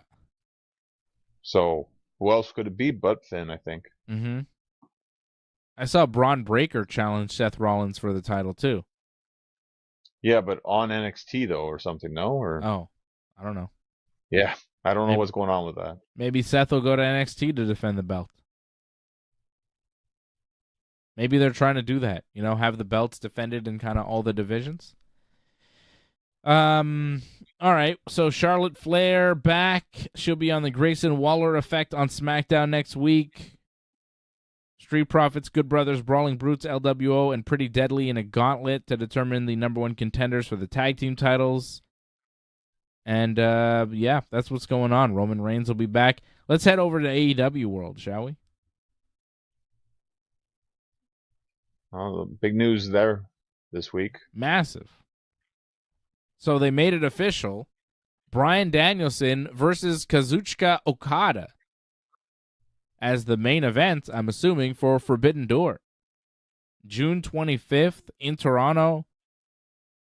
2 weeks away now from Forbidden Door. 2 weeks? Yeah. Pretty big. The 25th, right? Yeah. Yeah. Couple Saturdays away. That's a hell of a main event. Doesn't get better than that. I mean, if you ask me what is the main event, what's the best main event on paper you could put together, I would say, New Japan versus AEW, I'd go Bryan Danielson versus Okada. That's a dream match. When I saw that announced, I was like, what?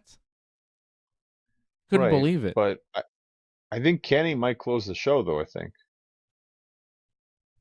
Kenny and Ospreay, which they also announced. Kenny, Omega, and Will Right. Ospreay, the rematch. I don't think that'll close the show. I think the Rainmaker has to close the show. Rainmaker and Bryan Danielson. That is the match of all matches. We've already seen Kenny and Ospreay at Wrestle Kingdom.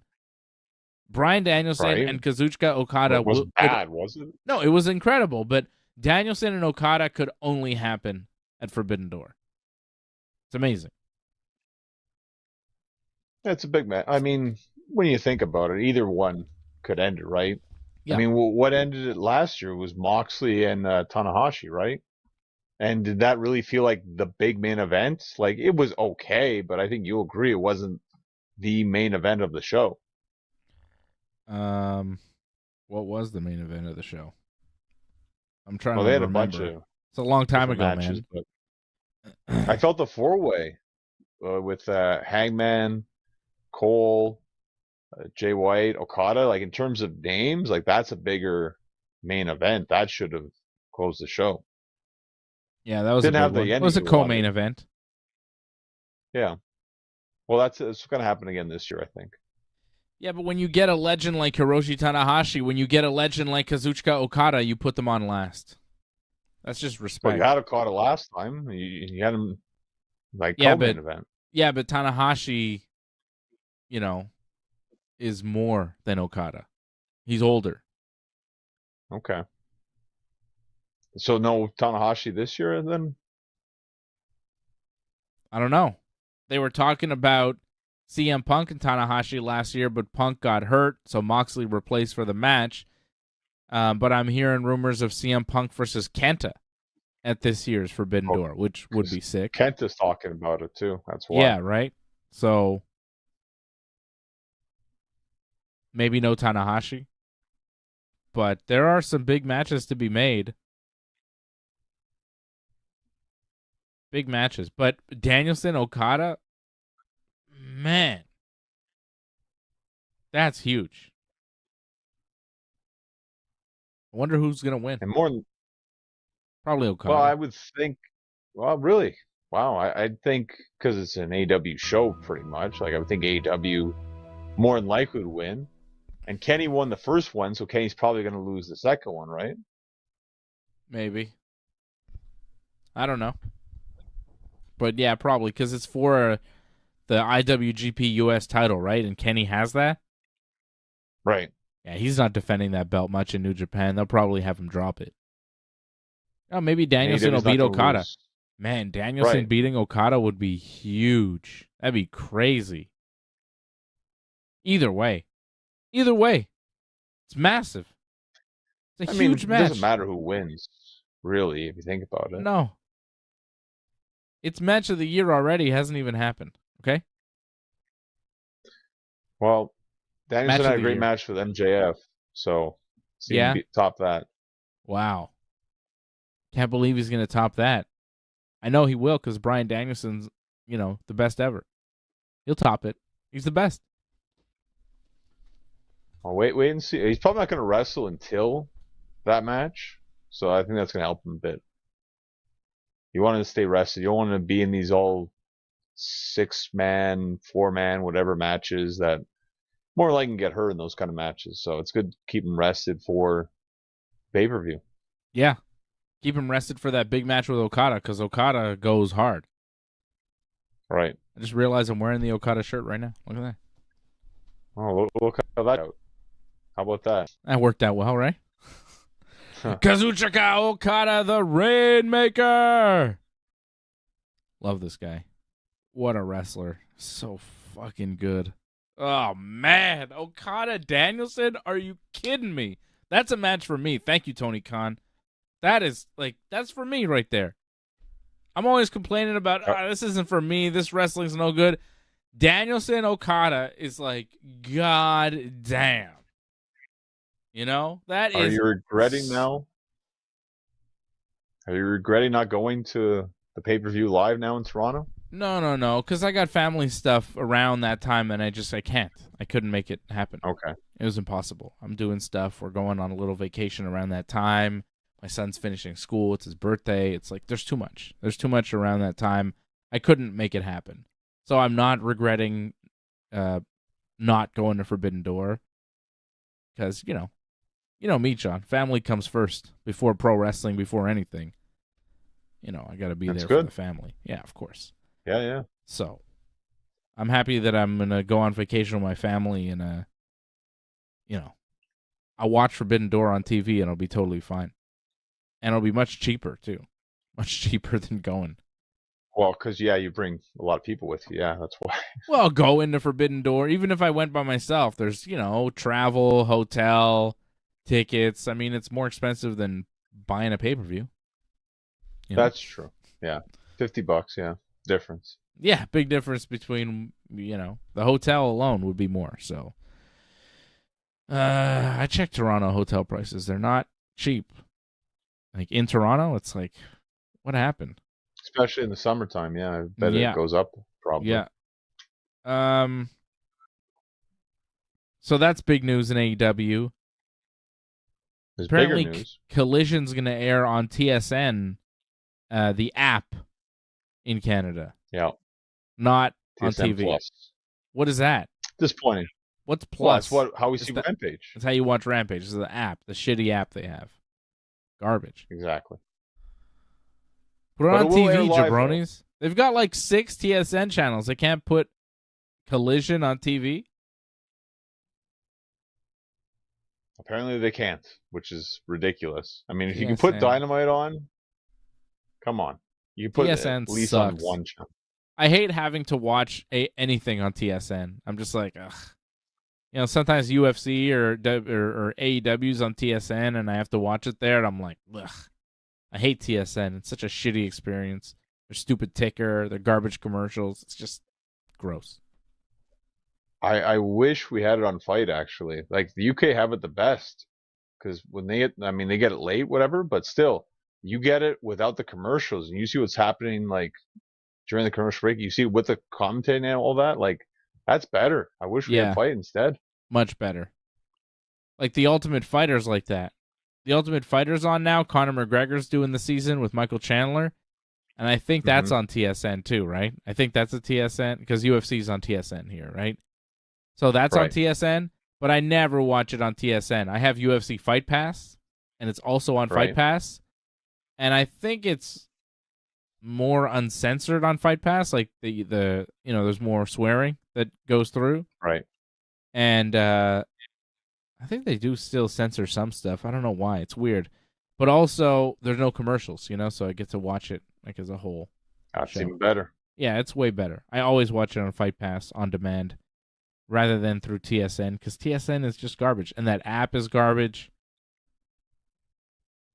Terrible. I don't know why they're not putting Collision on their channels. What are they going to put on instead? Like CFL football or something, Come on. See, this is what's going to upset a lot of people, because they're probably just going to have some rodeo show or something on probably 3 different channels. Yeah, it'll be like everyone's going to get pissed.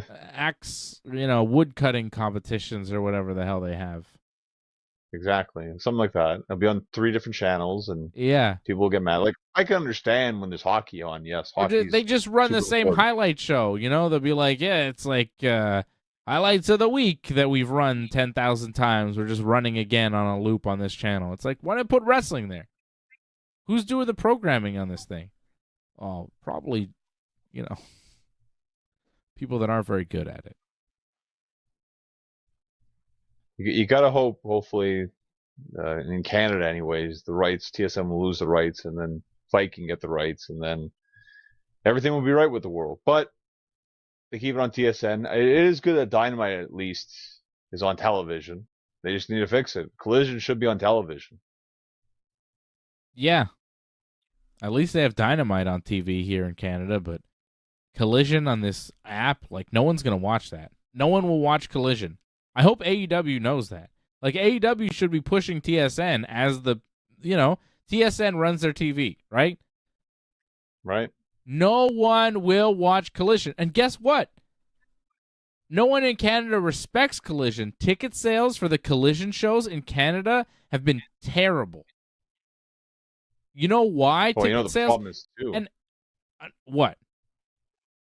because they're going to Ontario too much.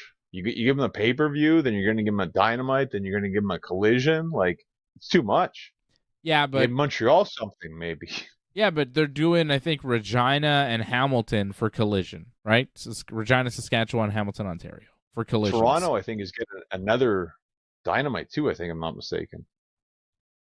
So they're having trouble selling tickets for these shows, like real trouble.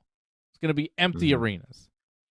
And I think they're wondering why. But the answer to me is very clear. It's because the Canadian market doesn't respect the secondary AEW shows. We don't see them as TV. We see them as like a thing on an app, like a YouTube show. And you don't want to buy tickets to go see like a kind of B-level show. If it was Dynamite, Dynamite won't have trouble selling tickets in Canada because we see it as the A show that's on TV. This Rampage and now Collision, like you see Collision as another Rampage. It's not on TV. It's on the app. It's not a real thing. It's like a house show, so you're not going to move tickets, and Canadians will not give a shit unless you push it on TV. So if I were AEW, I would try to get TSN to put that shit on TV as soon as possible. Because as a Canadian AEW viewer, I see those shows as like not mattering. Because nobody watches them. Nobody I know watches Rampage. I know people that watch Dynamite. I don't know anybody that watches Rampage. You know why? Because they don't know how.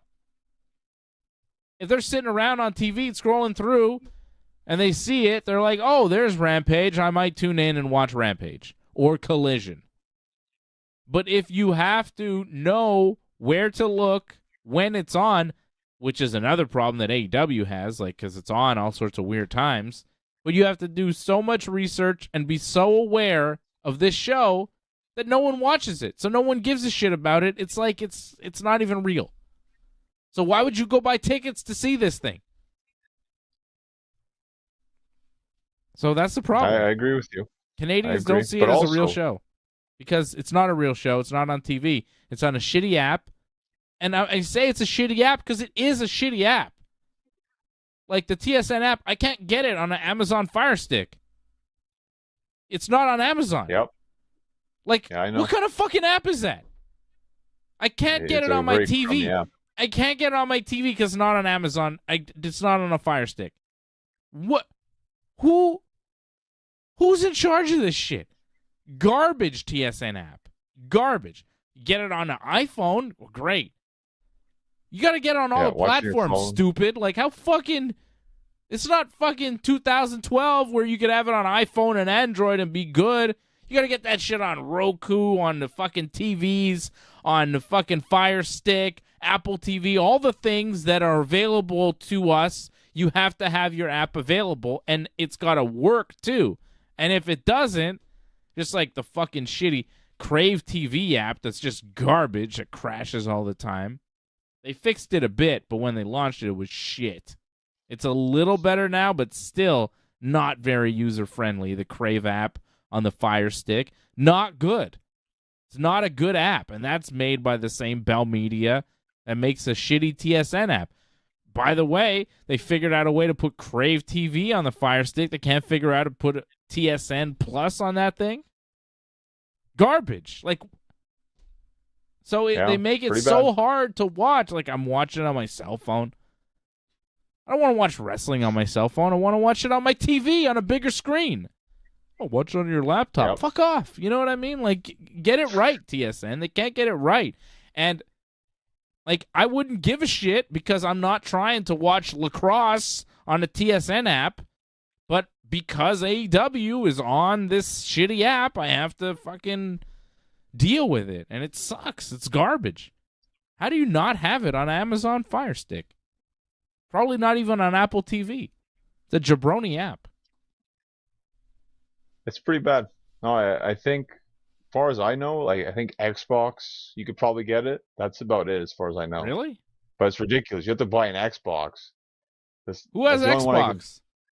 Exactly. Well, some People people have do. PlayStations and Nintendo Switches. Nobody has Xbox anymore, bro. They've given up.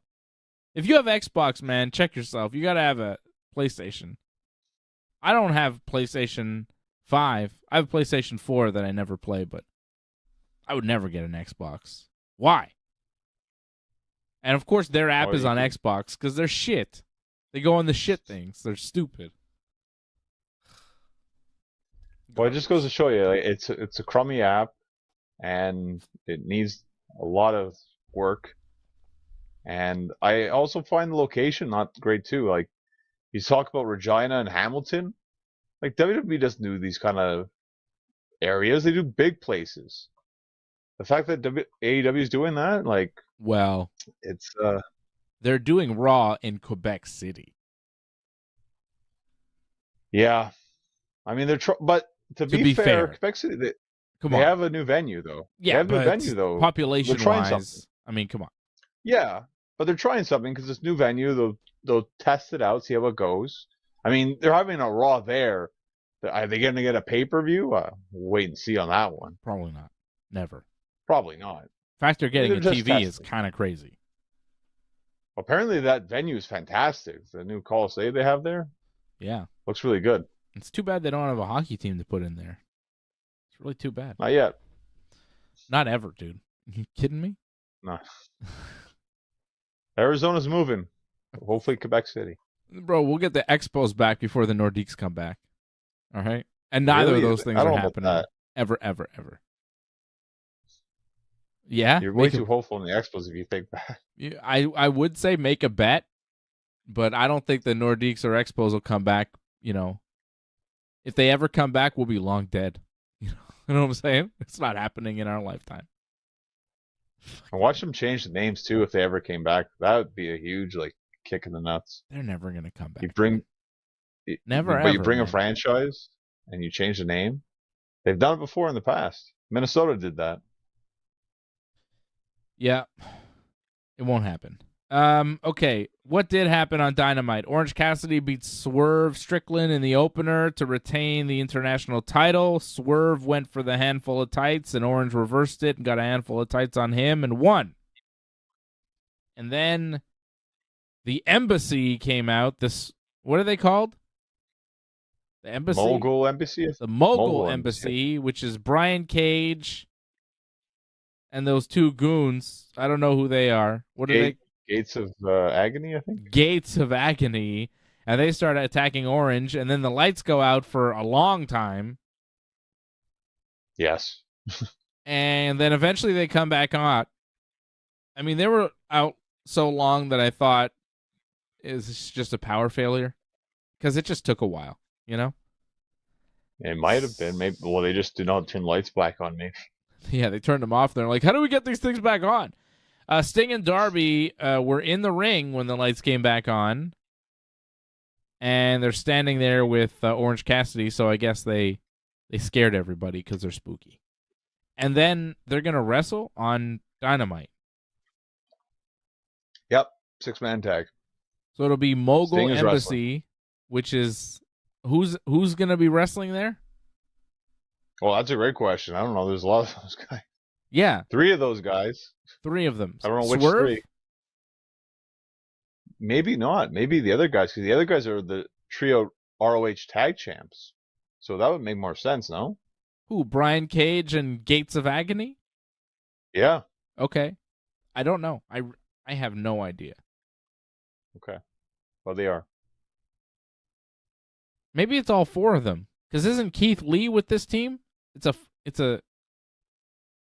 Oh, is Keith Lee also in the match? I didn't notice that. I think Keith Lee is in the match. I think it's all of them. I think it's Gates of Agony, Brian Cage, and Swerve against Sting, Keith Lee, Darby Allin, and Orange. I think it's an 8-man tag.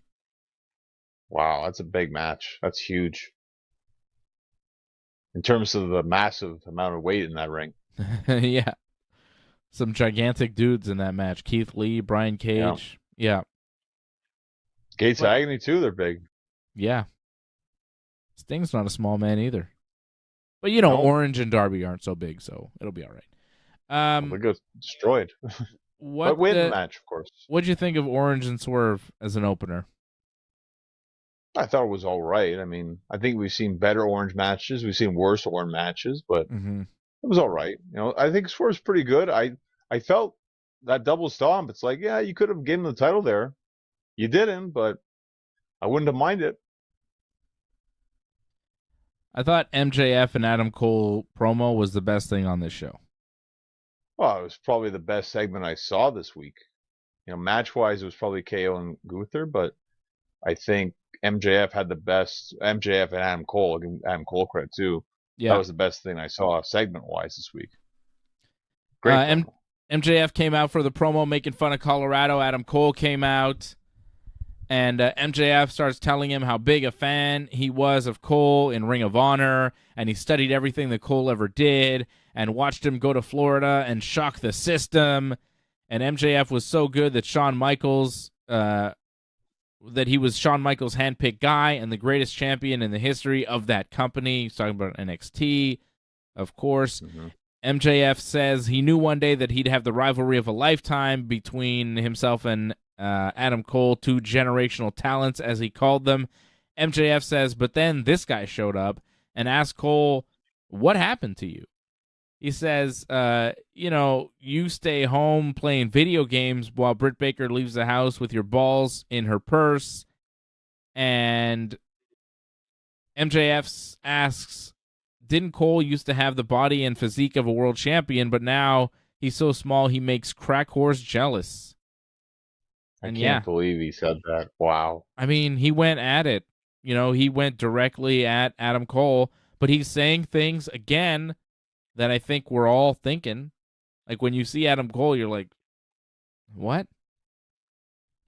I don't think of Crack Horse. No, but it's a funny line. Yeah, well, that's the great thing about MJF promos, is that he'll go to places that most people wouldn't go to. Like, it's a very adult-oriented, promo. Yeah. He talked about how he wanted to kill himself instead of coming to Colorado. No one in wrestling would ever do that except him. You can't do that in WWE. There's no way you could say something like that. And even AEW, certain people probably aren't allowed to say, they commit suicide, but MJF can do it, though. That's what makes this promo pretty good. They're very edgy. He's excellent. Well, thank God he got out of that 4-pillar feud. That hurt him a lot, I think. But this, I think, will bring him up again. Yeah. But MJF really going after Adam Cole, saying AEW's done everything they could to make him work, and it just didn't work. It's not working with him. They're trying to push him to do everything, but it's just... He says the only reason Cole came to AEW is because Vince McMahon didn't think Cole had top guy potential. And MJF said, at one point he thought Vince lost his mind. Adam Cole, he's a top guy, but now he thinks Vince was right, which got huge boos from the crowd. Yeah. Right? When he said Vince's name, he got huge boos. Yeah, and then when he said Vince was right, it was just like, oh, boo. Vince can't be right about anything. And then Cole is like, all right, is this what you have? Is this the best you have? Because you're coming across like a toxic social media troll. And Cole says, I wonder what your obsession is with other people's relationships. I understand, though, because your fiance left you and you can't keep any relationship together. Which seems like a real thing. Like, his fiance did leave him and all the wrestlers are kind of using it against him in promos. Right? Well, also, all his friendships, he's broken up with all his friends, too, as well, in wrestling. Cole says MJF brings up his body, like his physique, because he's jealous of his body of work and he knows he can't touch him. And I go, really? And then Cole says, how about we walk backstage and piss in a cup to see who's natural and who's not? So he's kind of insinuating that MJF is on steroids. I mean, he's in good shape. I wouldn't say he's in that kind of shape, but okay. No. I mean, just because Adam Cole, you know what I mean? Doesn't mean MJF is on steroids. Just Adam Cole. I don't know what he's doing, but like what MJF was saying about him, I was like, yeah, I mean, Come on, man. But I think Adam Cole's also saying in the sense where it's like, look at all he's done. He doesn't need a body like that to do like so many great things in wrestling. He's done it without having that kind of body, and he didn't need to take shortcuts to do it to have a good physique. He did it without doing that. Doesn't help. I mean, it doesn't hurt to have a little bit of muscles to make it more believable. A tan would be nice. A little bigger. I'll agree. Just a little bit. Just a little, a vein in the bicep, some striations, brother. Something. You know what I mean? Niacin. Need some niacin in Something. Because when Adam Cole comes out there, like, he wrestles real well and he talks well. He does the pro wrestling stuff well, but there's something about when he comes out and he's all like, yeah. I'm like, yeah, I don't know. Like, I don't buy the look, Everything else, I'm like, yeah, he's pretty good. If he had the look more, he'd be really good. But because he doesn't have the look and he looks so small and not muscular, when he's doing the wrestling, I'm like, this guy's so much bigger than you, man. I don't know. It'd be tough. It'd be tough to actually pull off what you're trying to pull off here. I just wish he was in better shape so that I could buy into him more. Because I'm ready to buy into him now, but it's missing. Like, I don't think he's going to beat MJF. Come on. No, but it's something in the meantime right now because MJF's not going to be at Forbidden Door, so it's something for him to do on television. And yeah, it makes sense. We'll see what happens too. Like, it's an eliminator match, right, for Wednesday, so it's not the actual title match. So we'll see if they're actually going to give us a title match or not. Cole says that the locker room respects him while nobody in the locker room respects MJF. And Cole says, MJF, you're a coward of a champion who doesn't want to fight, and you won't fight me because I'm better than you, and the fans and everybody knows it. And then MJF gets mad, and he's like, I'll wrestle you any day of the week and beat your ass. And then Cole says, okay, we got ourselves a match. Setting up a match, which was very WWE. Like, I won't wrestle you. Oh, yeah, well, you're a coward. Oh, I'll wrestle you anytime you want. It's actually you have no balls, but still, whatever. It still works. Similar, but yeah. Yeah. So it'll be a title eliminator, MJF versus Adam Cole. If Cole wins, he gets a title match. So Cole's going to win because it's not going to end here, right? You think so? I don't know. That's really? A tough one. I mean, he's a champion. Like, should he lose right now? I don't know.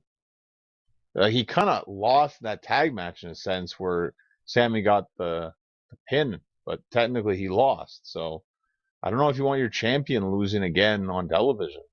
Not so quick since the last time. So you think he just beats Adam Cole and that's it? Thanks, Adam Cole? It's tough. I don't know where they're going with this. Like, that should be the main event because it's the most intriguing match, I think. I think in terms you give of who Cole, wins or loses. I think you give Cole the win. I really do. It's going to be very interesting Wednesday, I think. It's a good show next week.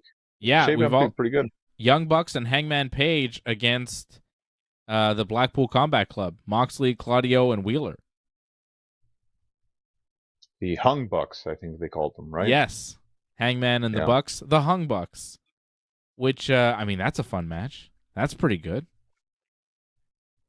I mean, if that's not the main event, it probably starts the show, I think. Yeah, that's massive. The Hung Bucks against the Blackpool Combat Club, the Mogul Embassy versus Sting, Darby, Orange, and Keith Lee, and MJF versus... What? That's probably starting... Orange Cassidy usually starts the show, so that's probably starting the show. And but MJF, maybe 9 o'clock hour. MJF against Adam Cole, title eliminator? Like, man, some big matches next week on Dynamite. You didn't need Tony Storm versus Britt Baker. I mean, it's already a big enough show. It's Tony Storm versus Sky Blue. Is that on Dynamite too for the title? Yeah. Why are they doing such a big show in Washington, D.C.? Well, I think it's to have a big Dynamite because they know a lot of people are going to be looking at Collision, so they want to make sure Dynamite's still a solid show. Yes, because it is Collision week next week, right? Collision starts next week. And it will be in Chicago on Saturday, and it will be a main event that they announced. Tony Khan announcing this week CM Punk and FTR together against Samoa Joe, Jay White, and Juice Robinson. Whoa. It's big. Yeah. It's huge. That's wow. I'm hooked now. I definitely want to see Collision. Yeah. Just for that match. You're going to work that shitty app. Watch that match. Yeah. Sucks, but yeah, we got to suffer through to see that. I mean, obviously the show is more than likely starting off with CM Punk, and it's going to end with Punk. So, I mean, the promo and then the match, I mean, that's pretty good. And then whatever's in between, hopefully that's good, but at least you start and end pretty good. Is it a 2-hour show? It's a 2-hour show. Oh. You're going to love that. And just imagine as the weeks go on, because it's like you're going to have a 2-hour Collision right before you sit through like a 5-hour Forbidden Door the day after. Like 7 hours of AEW on your weekend. Cool. Well, at least you're on vacation then, so it's good. Yeah. Jungle Boy and Hook beat Dralistico and Preston Vance in a tornado tag match. This was all over the place. Vance bleeding profusely. Jungle Boy hit him in the head with a chair. I mean, this was wild stuff. I didn't hate it. Vance got suplex off the apron through 2 tables. Hook suplexed him. Jose got involved and got choked. This was kind of a mess, but man, it was crazy. It was violent. I mean, it was the good, the bad, the ugly in this match. I mean, yeah. There was a lot of fun brawling, some ugly brawling too, where Hook nearly dropped Dralistico, I think, on his head with like a Northern Light suplex kind of thing. Like that could have been very dangerous. I don't know if you caught that. No. Where he did that suplex and like okay, maybe he slipped or something. And with Vance, if I'm not mistaken, like it was the Hook him with like a chain or something, and then I think he just bladed, but maybe he overbladed because he probably bladed in the past and he got like a little bit of blood and there's complaints about that, so I think he just went crazy on his forehead and just went over the place. And I mean, it looked good, but his wrestling went like way down afterwards. Not that it was good to start with, but he just wasn't really selling. He was just going from place to place after that, just making sure he had his placement right, and he just wasn't really selling stuff.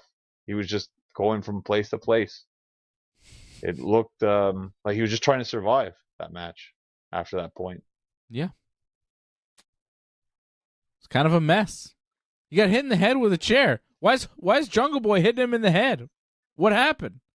Well, he blocked that though, to be fair. Kind of. He put his hands like that. Yeah, but I don't know. It was it was odd. It was just an odd match. I was like, why is this happening? You know, I was watching it, I was like, why are these guys doing this right now? Why is this on TV? It's mainly to put Jungle Hook over, but this whole like Roosh faction that they have, they never win, pretty much. They mostly always lose. So why have these all-out crazy brawls when they're just going to get destroyed like this all the time? Yeah. It's really ridiculous. It's just one-sided, pretty much, almost all the time. Like, yeah, of course Jungle Hook's going to win. These guys are pretty much just jobbers. Like, they only win when they're wrestling actual jobbers. Yeah. And, like, what are they, anyways? It's Roosh. It's La Facción Ingobernable, right? Oh, they're still called that? I thought after Andrade No, left, they're still calling themselves okay. that. They're still calling themselves that. Jose called them that. But it's just Dralistico, Roosh, and Preston Vance. Roosh has, like, not been on TV in a few weeks. I don't know where he is. And, like, he's barely there. I think Andrade is still technically the leader of the group, or will be when he comes back. I don't know. Okay. But yeah, that group is a total jobber group. It's not to be taken seriously. And for no reason in particular, they had a no disqualification tornado tag match where Preston Vance, who no one really is clear on, who he is or what he is or anything, he's just bleeding all over the place, and it's a mess, and it's just crazy. And there's no reason. And AEW does this a lot, where they just kind of throw things out there, and it's like, here's all this violent shit and nonsense, and it's like, well, do they have a big, long-standing feud? No, it's just, want to make Jungle Boy and Hook look good. It's like, this is how you make them look good? I don't think Jungle Boy and Hook look particularly good here. All I remember from this match, I don't remember Jungle Boy and Hook really at all. I remember Jungle Boy hitting the guy in the head with a chair, and I remember that guy who was 10 in the Dark Order, now he's got no mask, and he was bleeding like crazy. That's all I remember. Well, I remember the suplex through the double table, too. That happened. Hook yeah, I kind of remember through that. The double table. I remember a lot of blood and thinking, who are these guys? And that's not what you should be thinking, There was a promo last week on Rampage that kind of explained all this. But we still aren't listening to Rampage, so that's the problem. There's a promo on Dynamite too, wasn't there? Where Jose was all mad? Possibly as well, yeah. Yeah. They hyped it a little bit. So, I mean, to be fair, there was a story to this, but to go this far, exactly, like, just a little bit to go this far was a little much. Like, it shouldn't have been like a blood feud just off that little bit that they had. Like, this should have been like an end of kind of feud thing where it's just like, well, this is just one of their battles that they've had. But I think the main point is to put over Jungle Hook as like a legitimate threat. And they looked pretty good by doing so. I find Hook still very small, though. And maybe they're okay with doing that, like him destroying like big guys, but it's hard to believe a lot of the times when he does it. Like Preston Vance, it's fine, but when he does it like Big Bill, it's kind of ridiculous. Yeah. Hook is not huge, and he's suplexing all sorts of people. I'm not sold on Hook. He's not bad, but it's just like he's a little too small just to be throwing everybody around that he does. Like, when thankfully, it goes long, he's in AEW doing it, right? Well, because the smaller wrestlers are more pushing the bigger wrestlers, so yeah, of course, it works there. Yeah. Konosuke Takeshita with Don Callis beat David Ace. I thought it was Damian Ace, but okay. I don't know what his name was. Whatever, a local guy, a jobber guy. He beat him, and then Don cut a promo after and got tons of boos. Don gets tons of heat. This was not much, but yeah. Yeah, they just to give them an appearance on television, and nothing really progressed in terms of the story. I think they mentioned Kenny, and he's a cancer or something, and that was pretty much it. Christian was backstage talking, and they beat up Arn Anderson's son. And Christian and they're mad because Arn Anderson cost Christian the TNT title, so they want revenge. So that's still going on. I think Wardlow at one point wanted a match with Luchasaurus, but it seems like Christian's going to go back after it. Well, they did a promo on Rampage, and we didn't hear it, but it sounds like, this is going to continue. And maybe Arn will get involved in some capacity. I don't know if he's actually going to wrestle. I hope he doesn't, because I hope he does. Should. Arn and Wardlow against Christian and Luchasaurus. Let's let Luchasaurus choke slam Arn Anderson off the apron and see what happens. Oof. Yeah, let's put not do Luchasaurus and Arn Anderson in the ring together, please, just for the Botchamania, please. I think another Live replacement TV. Instead of Arn. That could main event AEW Collision. Arn Anderson versus Luchasaurus, main event of Collision. I would watch that. That would be a fucking disaster. You know it's a disaster. Give me matches that you know will be disasters. Give me Goldberg versus Luchasaurus. Oh my god, it'd be so good. You got to wonder how Luchasaurus is going to be. He hasn't wrestled in a while. Yeah. I think it was last year.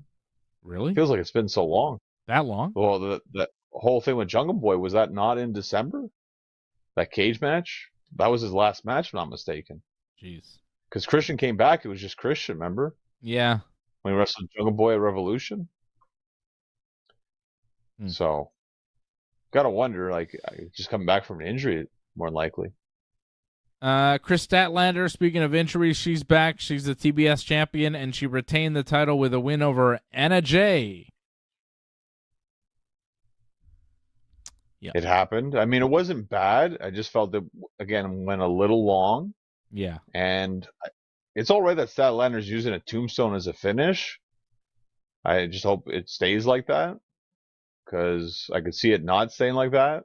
Or just like a tombstone would just be a regular move of hers. And that could be dangerous. Yeah. Or a tombstone just becomes a regular move. So it's like, well, how are you going to top a tombstone? And then I fear. Yeah. I don't know. This match was not super interesting to me. Jay White and Ricky Starks main evented Dynamite. Jay White got the win after the Ass Boys interfered when the referee got bumped. I don't understand what's happening with Jay White and Juice Robinson. Like, what are they doing? Are they feuding with Ricky Starks? Are they done with Ricky Starks and moving on to FTR or CM Punk? Because they've got that match against FTR and CM Punk, and they're teaming with Samoa Joe. I'm kind of assuming that Juice and Jay will move on and feud with FTR, and Punk and Joe might do something. But what are the Ass Boys doing attacking Ricky Starks? Like, what is all that? It was messy. The match was all right, but the finish was kind of like, okay, what is going on here? And I didn't really care that much. I was like, yeah, Ass Boys and Ricky Starks. Like, I don't know what the thing is, and I don't give a shit. Because Ricky Starks is a singles wrestler. Ass Boys are a tag team. Why are they attacking him? What's the story there? It's not clear. Again, AEW, it's like, I don't know. I don't know what's happening on this show. Well, what happened was they joined Bullet Club Gold.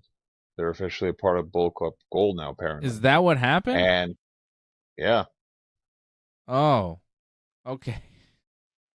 When did that happen? Commentary said it? I don't think commentary actually said it, though. I think it was made clear after the show was over. I think there was like a promo or something they did. Oh. So see, like, do you see all the shit that I have to do to pay attention to this show? It's like, well, why were the Ass Boys there? Well, if you watch the show, you won't know. But if you watch the promo on YouTube that they put out 4 hours after the show at 3 o'clock in the morning, then you'll know what's happening. It's like, well, why do I have to watch that? I don't want to watch that. You got to watch everything to know what's going on. Otherwise, you're stupid, man. In the dark. Yeah, well, whatever. It's a dumbass show anyways. I get you to fucking explain it to me. Ugh. Well, then I have to watch everything, and it's like, it's tough to watch everything. Well, you don't, John. You don't have to watch everything. We can not know, because it doesn't really matter. Goddamn Ass Boys and the Bullet Club Gold. Who cares? What is Bullet Club Gold anyways? It's nothing. It's another AEW faction that means nothing, because they got a million groups in this company, and none of them mean anything. Just ask La Facción Ingobernable, or the Dark Order, or any number of groups that no longer exist because they, were a thing and are not anymore. Like the Pinnacle, or the Inner Circle, or, so many of these groups. Death Triangle. Whatever happened to them? Well, Pac got hurt. Remember, he broke his nose. Oh. Remember, he was wearing that face shield? Okay. So, yeah, he had to get, nose surgery. I guess he's just recovering from surgery, so he'll be back, but, yeah, he's still recovering. Okay. Well, AEW is a total mess, and it would be good if somebody could... What?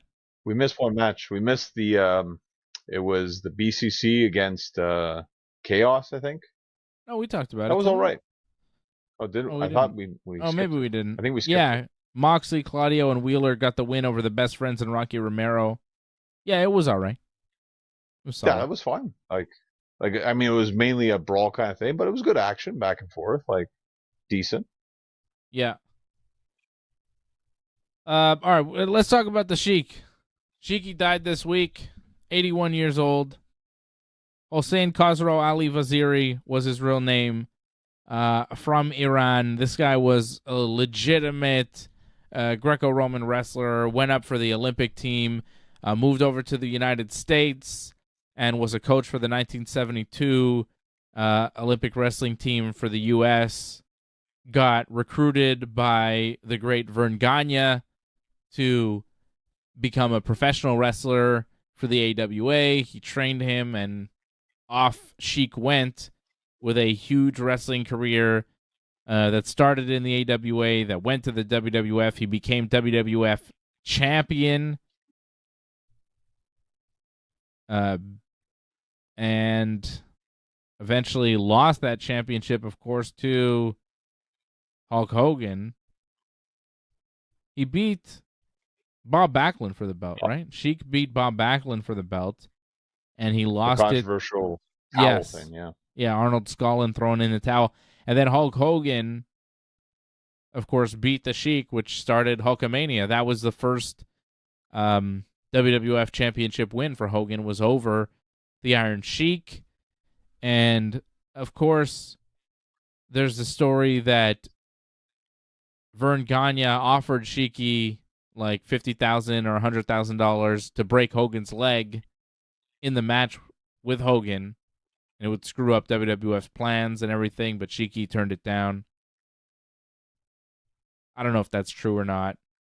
Apparently, Vern Gagne's son Greg has said it's not true, but I don't know. I believe that story. That's what, your son would, you would deny that if you're the son, but I could see that happening. In old-time wrestling, people did shit like that.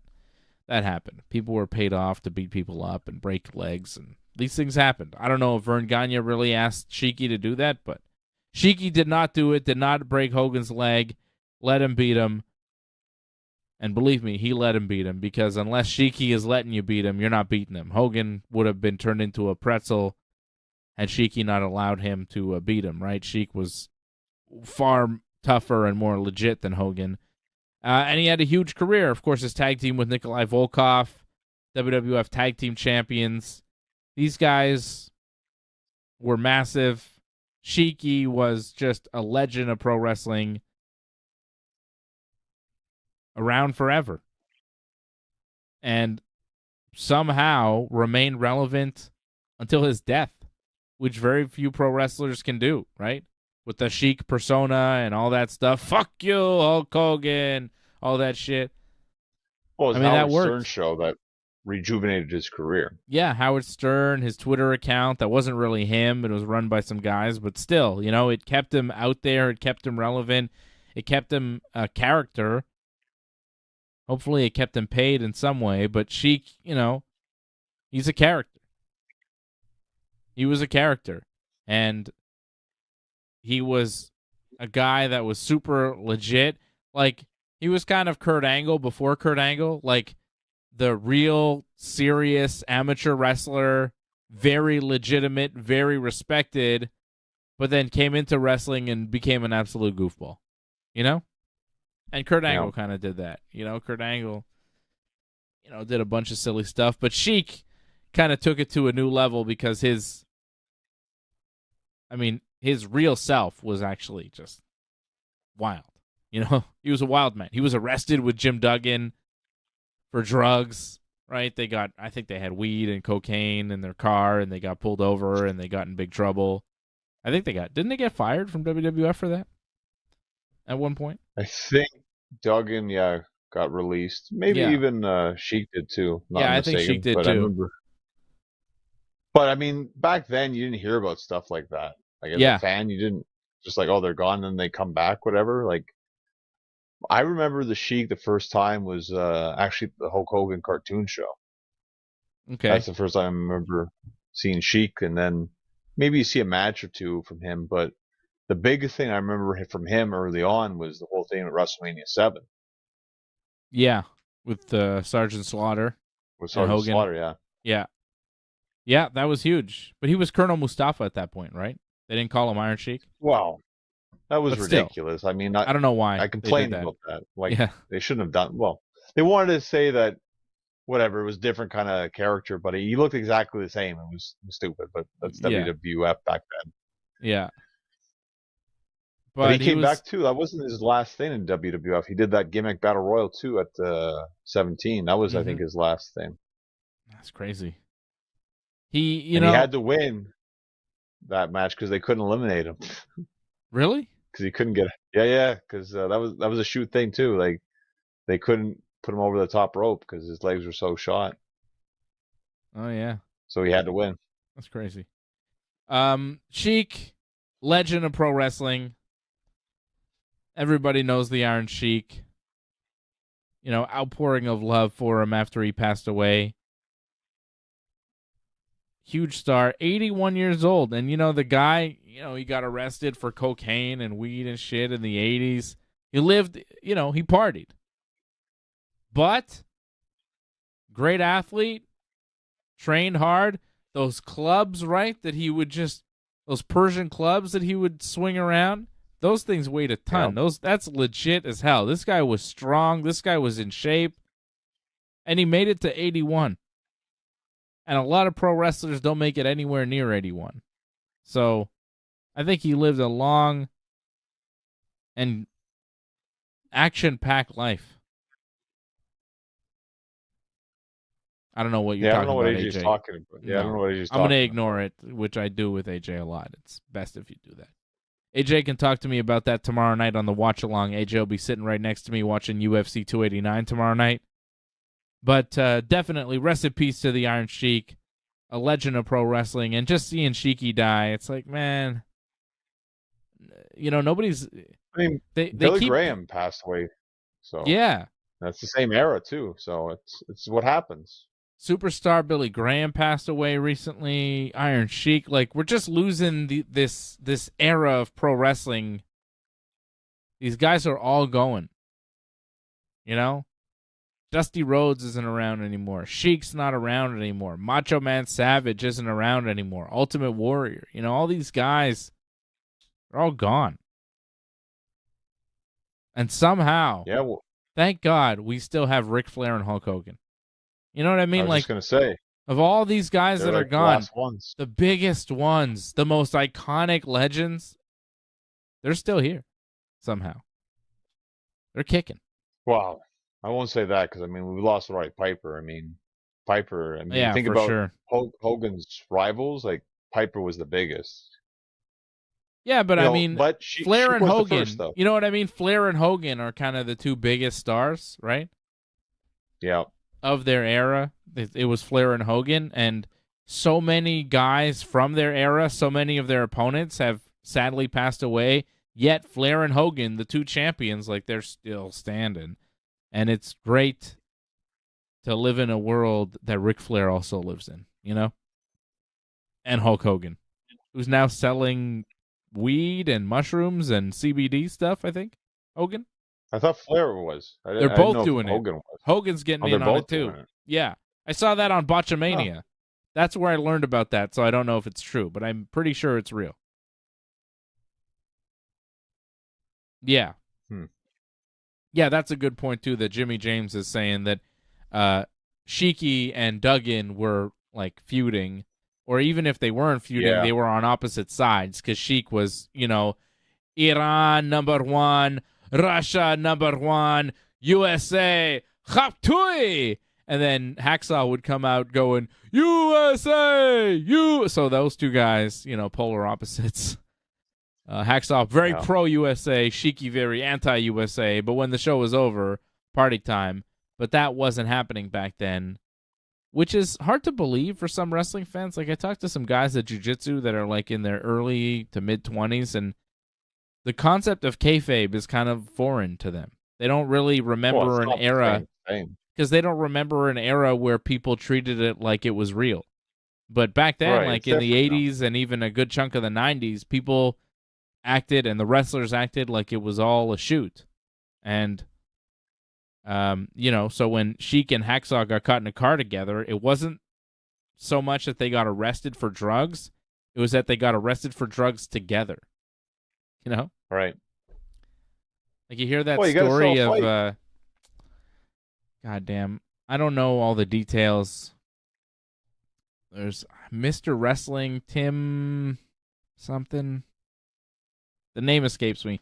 But Ric Flair's in a plane crash, right? In the 70s, yeah. Right? So Flair and Johnny Valentine and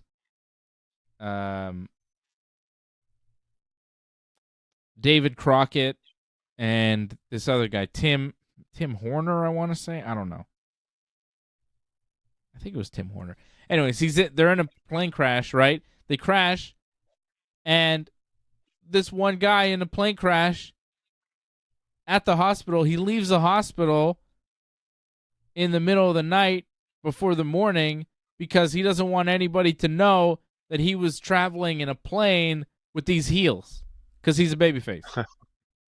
It's pretty good. I like that. And he showed up to the show like the next day or the 2 days later or whatever. He goes to the show and shows up, kind of walks around. And I don't think he wrestled, but he maybe got in the ring.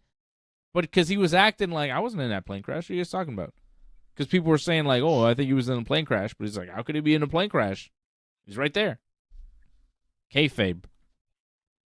That's kayfabe. Shit was real back then. That's dedication, yeah. Yeah, man. But that's what you had to do. And what was it? I just watched The Dark Side of the Ring with Magnum TA, right? Did you see that? I don't think I've seen that one, no. Oh, it just came out. Did you see Chris Candido and Sonny? Because their new season of Dark Side of the Ring is out. I haven't watched the new season yet. Get on that, John, so we could talk about it on the show. I want to talk about the new season of Dark Side of the Ring. We could talk about Chris and Tammy at some point. And I watched the Magnum TA one this week. This week was Magnum, and he got into a car crash, right? Big babyface wrestler. Ended his career. For Jim Crockett Promotions, got into a car crash, ended his career. Like he was a shining light. Dusty Rhodes had promoted him. This guy was going to be the guy. He was going to be the Jim Crockett guy. He was going to be the top wrestler there.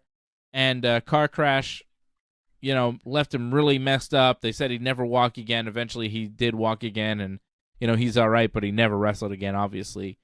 But this guy was a babyface, but was good friends with like Flair and some of the other heels on the roster, as you do, right? Because that's how they were. But Flair and other guys wanted to go visit him in the hospital, but they couldn't do it. So they organized with, I think, the hospital or with some police to get Flair in through the back door at night, off visiting hours, so he could visit Magnum TA in the hospital after the car crash. But again, the dedication to kayfabe. It's like, well, you can't be seen heel visiting a babyface in the hospital. You have to kind of... Tim Woods. Thank you, Jimmy James. Goddamn.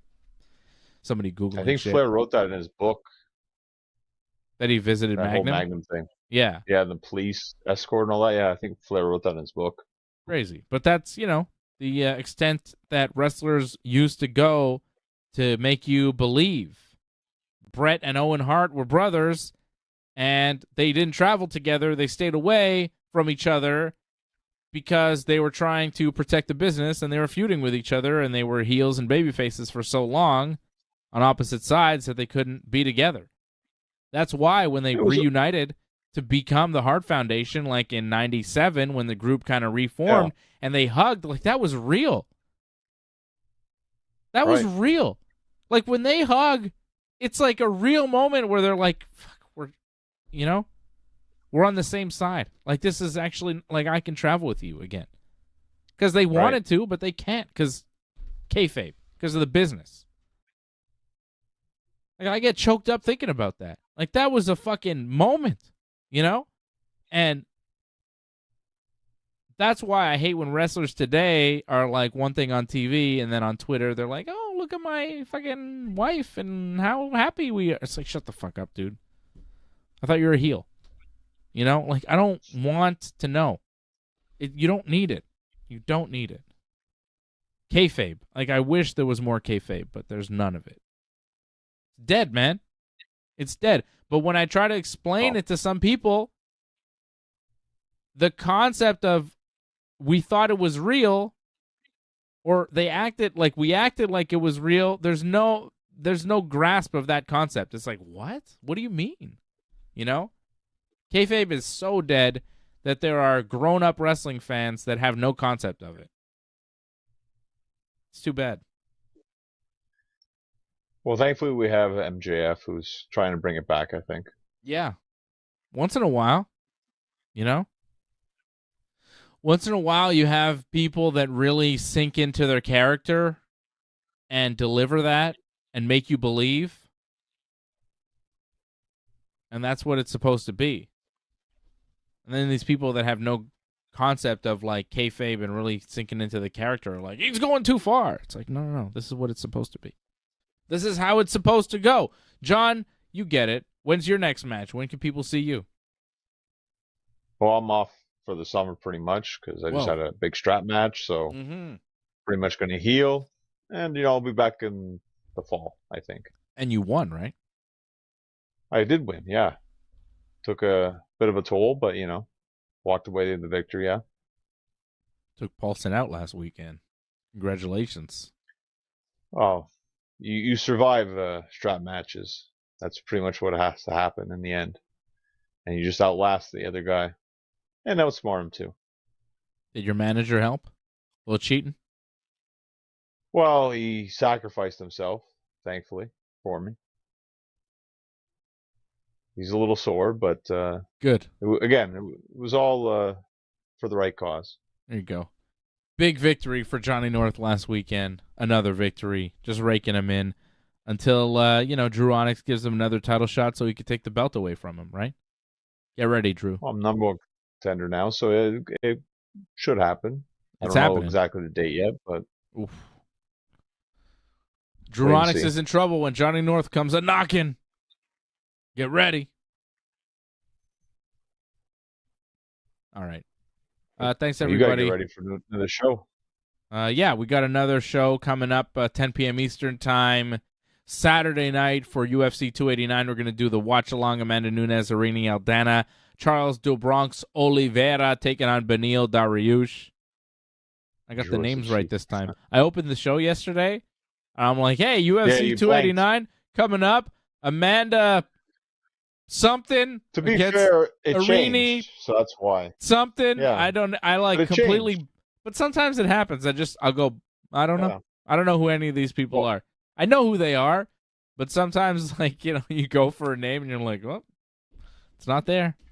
Getting old. Well, it's not a name you're used to, so that's another thing as well. I couldn't come up with Amanda Nunes' last name. I know Amanda Nunes. She's been fighting for a long time. I know exactly who she is. Oh, wow. She's the Lioness. Okay. I know all her fights. I know everything about her. Brain fart. It was just like, Amanda somebody. I was like, Silva? I don't know. I didn't have it. Hug and kiss. That's it. Remember that next Amanda time. Hug and Kiss. Thank you, John. Yeah. Good God Almighty. All right. Thank you to everybody for tuning in. Jimmy James, Danny Brook Media, my boy AJ, who I'll see tomorrow night. I got a whole pack of Snickers for you, AJ. We'll be ready. Ryan Katz tuning in. Doug Hepburn, of course, out in Kingston, Ontario, and Derek John, members of the team. Thank you, Doug. Thank you, Derek. Thank you, Harold Schneider, as well. Be like Derek, Harold, and Doug. Go to join.ringsidereport.net, join.ringsidereport.net. Support the Ringside Report Network. We will be back with you again tomorrow night here on YouTube, Rumble, Twitch, Twitter, Facebook, and... Did I get them all right? I feel like I'm always missing one. Did you mention Google Podcast? Because I listened to your show last night because of Google Podcast. There you go. We're on the podcast as well. And you didn't tell me about your Tears of the Kingdom progress yet. I think this is the part of the show when you tell me about where you are at Tears now. Ooh, I've been waiting for this. I got... waiting for this. Yeah, because I have almost all the tiers. Wow. Because when you told me about the tiers last week, I was like, oh, I got to get that because my son really likes the story of Zelda. He's into that. It's a great story. It's a fantastic story. Yeah. So I have to get, like, because all the memories come, you get the tier, you get the memories, right? So I'm trying to get all the Uh-huh. memories from the tiers so that he can see the story and see it all unfold. And I feel like I have maybe 2 tiers left to get. I'm doing really good. Um, I found a ton. okay. And I found this out just by looking for them and all that on the land, right? Yeah. That's what you're talking about. Yeah. There's still more though Where? that you're just gonna unlock as the game goes on. So Yeah, there's that some makes tiers sense. you can't. Yeah, you can't get all the tiers. Like there's some tiers you can get right now, Yeah. but you can't. They're not all accessible yet. So you'll get some of the story, but not all of the story. So the memories are not all there yet, but I can Right. go and unlock like all the land tiers that you find from the Right. geoglyphs. Yeah. The That's the thing in geoglyph itself. tiers, Yeah. those I can collect all of them now. But I have to do Yes. advance like the main story to get the rest of the memories, you're saying? Well, did you do any temples yet? No. Okay. So if you like, I did a temple and I got a tier. So if you do temples, you get tiers. What is a temple? Temple is pretty much like a level for a boss. How do you get there? Well, the depths. That's what you told me about. That's how I found the temple. You found a temple in the depths? Maybe there's other temples elsewhere, but I found my first one was in the depths. Yeah. Whoa. And then what? You Yeah. And enter the temple and it's like hard? it boy, it's like a level, and then you have to go through that level, beat it, and then beat the boss at the end of that. Oh my god. What's the boss like? Well, it was funny because if you remember Ocarina of Time, it's a Goma, right? So I faced again a Goma, but it's like possessed by the gloom. So Okay. Oh. that's what I faced. But I mean, if you've faced a Golem before in the past, you know the idea. Just get the eye, So you just gotta shoot arrows at the eye? shoot at the eye, and then when it's done, nail it with your sword. That's how you do it. By the Okay. way, I got the Master Sword, so now I'm actually attacking people. So What? now it's on. How did you Yeah, get the yeah. Master Sword? Oh, a lot happened with that. Holy First shit. I had to get all the tiers, right? Okay. Then I realized after you get all the tiers, then you'll find out where the Master Sword is, its Oh. location. But then I realized if I'm gonna get that, I need to get a glider. So How then do I you had to not go have a get the glider glider yet? because I skipped it. I didn't realize you're It's not right supposed at to the go to Impa right beginning. away. Yeah. Yeah, but I thought you go to Impa right away, which I did. So I did all the tiers first, and then I'm like, oh, whoops. I was supposed to get the glider. I didn't realize this. So then I Yeah. went back and I got the glider. Then I got the Master Sword. I'm like, oh, well, this would have been so much better beforehand because every time I'd go up in a high place, I'm about to fall, I would just teleport to get out of there. But having a glider makes my life so much easier instead of doing this Yeah. whole teleport Of course. near death all the time. So Yeah. yeah, so that was good to know Well, afterwards. have you unlocked any towers then? No towers. Oh yeah, well after all that stuff, after I got the Master Sword, then I got towers. Yeah. Yeah, Okay. I, Yeah, I because probably have like four or five towers now. Like without a even the pad glider, now. you can't do a tower because you're just gonna die.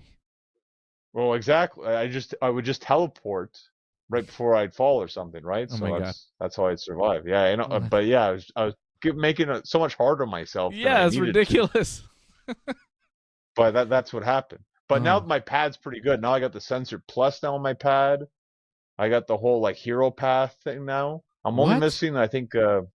Yeah. Like you have to update your pad constantly. Like the How? guy at the lab keeps updating your pad all the time. Like, because I went into the depths, right? Like you told me, like you got to go Okay. in the depths. I did that, and I took a bunch of photos, pictures, used the camera. I got Yeah. that, and then there was a bunch of mines, and I got I think it's what it called auto crate or auto something, What? How where did it's you just get like that? Auto build. You got auto build? auto build. Yeah. How Well, did you you're just get going in the that? depths. It's in What do the you mean just depths. go? I've been in the depths. I haven't found shit. It's dark in there. Well, you got to light things up though. Like you got to I find know, the but light. how did you just find auto build? I'm trying to remember how I found auto build. Where in the depths? Beginning of depths? It's in the it's in the beginning. Yeah. It's in like a mine thing or something. The Great Mine something. And somebody like, just gives it around. To you? There's a thing you have to face the Yiga. The Yiga are down the depths too. You didn't face the Yiga yet. Once you find them, they'll attack you, and then you'll get auto build. I found some Yiga guys at a tech lab, and I beat up them. I killed them. That's good. They're going to come back, though, so you're going to have to do that again, sadly. Because you're going to have to go there. They're going to tell you to go back, and then they'll be there again. That happened to me, too. The same thing. So just get ready for that. This game is hard, and I don't know where the hell I'm going. Like, I'm enjoying it. I'm doing a bunch of shrines. You know, I've got a ton of shrines done. Huh? Yeah, there's so much you could do. I mean, I've got probably 7, 8 hearts now, and I'm on my 3rd wheel now for the stamina, so the shrines are going fantastically. And plus, now with my pad updated, I can find shrines right away. It shows me the location where shrines are. So I don't have that. How did you get your pad updated to tell you where shrines are? Damn. You got to get the guy. You got to get the guy to go to the lab. How do you get him to go to the lab? What guy? You have to take. He's the guy at the lookout landing place. Okay. He says, "Oh, you have to go to the lab, but first you have to help the girl get some sort of photo or something." Yeah. That's in the depths. You take a photo of the statue. She takes the photo. Yeah. And then I did that. And then I think there was another one afterwards. I gotta go back to the again. Skyview Tower. I think I gotta go talk to them. Probably, see what the hell I'm missing. I'm missing something. Yeah. I'm missing a lot because I just wind up exploring and going everywhere. Like I have almost all the towers. I think I'm missing 1 tower. That's fantastic. Well, I've only done 5. That's great. Yeah, like see, you could progress in different ways in this game. Oh yes. And I've kind of done different stuff. Like I have a ton of shrines. I have about 9 or 10 hearts now. And I have you got more than me. And I have 2 full stamina wheels, and I'm working on my 3rd. I have like 2 1/4 stamina wheels. So I've done like a bunch of shrines, and I've done a bunch of towers, but I haven't done any temples. I'm scared of really tough bad guys. Get the Master Sword first. Then you're okay. Master Sword's fantastic. Like once I got the Master Sword, then I'm like, okay. It loses power for like 10 minutes, but that's it. Power. So, like after a while, is it Zonai charged? No. No. It's its own little thing. Like it needs to like recharge for 10 minutes, but when you do get to use it, it's fantastic. It's the best weapon. Like I'm able to go through like I think that's helped me beat the boss was because of that. And I've been able to beat just like random like big time side bosses just walking around Hyrule. Like before, I was like I couldn't touch these guys, but now with the Master Sword, it doesn't even give a number. It must be so strong that it doesn't even have a number. It doesn't have a number. So, yeah, it's just blank. So it's like, and when I attack, it's pretty good. You definitely need to get the Master Sword. I have the Fierce Deity Sword, which is pretty good. That's fantastic. Yeah. Well, for Majora, yeah. Yeah, I got that. It's a very strong. It's like a 38. It's a strong sword. I have that. The best thing. I fused the skeleton arm with like a sword. I got like a 48 with that. That was fantastic. Those skeleton arms are really good. I recommend skeleton arm with a nether skeleton arm. Very powerful. Best fusion was that, I think. 2 skeleton arms together. My best fusion that I've done is I attached a minecart to a shield, and it's a skateboard, and it's sick. You really need to get auto build because it saves all your creations, and you could just boom right away, pop up your creations right away. Auto build is fantastic. I need that. That's my next goal. Auto build. I'm gonna get auto build. That's my next goal. Yeah, you got to go to depths. Yeah, depths. You unlock so much stuff. Like that. That really changed it for me. Was the Master Sword, and you tell me to go to depths. You know what's sick about the skateboard shield is that you can skateboard over the gloom in the depths. Oh, that's fantastic. That's great. I You used know to what I use mean? the horse. If I don't have a horse, I'm like, oh crap, I got to find a horse. Yeah. But that shield's a good idea. But I also have like gadgets now, like machines. So I just use the machines to go over a lot of the gloom now too, because there's so many machines you'll get as you progress. In But the I did depths, that. there's different Yeah. things you could build, you're saying. Oh, there's like this thing, like it has wheels. It had like this shield. It has like a cannon on top. Whoa. It's like a mini tank practically, And And I that's just go already around the built? gloom with. Yeah, it's already built. The Yiga were using it. I just took it over and I copied it. Now I have an auto build, so Oh. I can just make it whenever I want. Wow. Yeah, you got to go to the I depths. got You to got to get do auto that. build. Yeah, okay, I'm on And the it. master sword, auto build master sword. Then you're good. How do I get the Master Sword again? I got to get all the tiers. Just get the tiers. Just continue that quest for Impa, and then you're good with that. And I started doing. I'm not done, but I did like 7 of them. The whole reporter quests, where you're trying to find Zelda with a reporter. Oh, I I don't know if you've haven't done even that. started that. Okay, but you know of it though. The Post Gazette something? Yeah. Yeah, I The haven't Gazette thing, started yeah. that. I did that, and I got the slippy gear, so like when I climb, I don't fall like when it's raining so much. So that's Ooh. fantastic. Where'd you Yeah, get yeah, that? because you do the Gazette stuff. You do the reports. Oh. I think I did like 4 or 5 of them, and then I got the gear for that, and that's great. And I haven't even enhanced it yet, and it's still really good.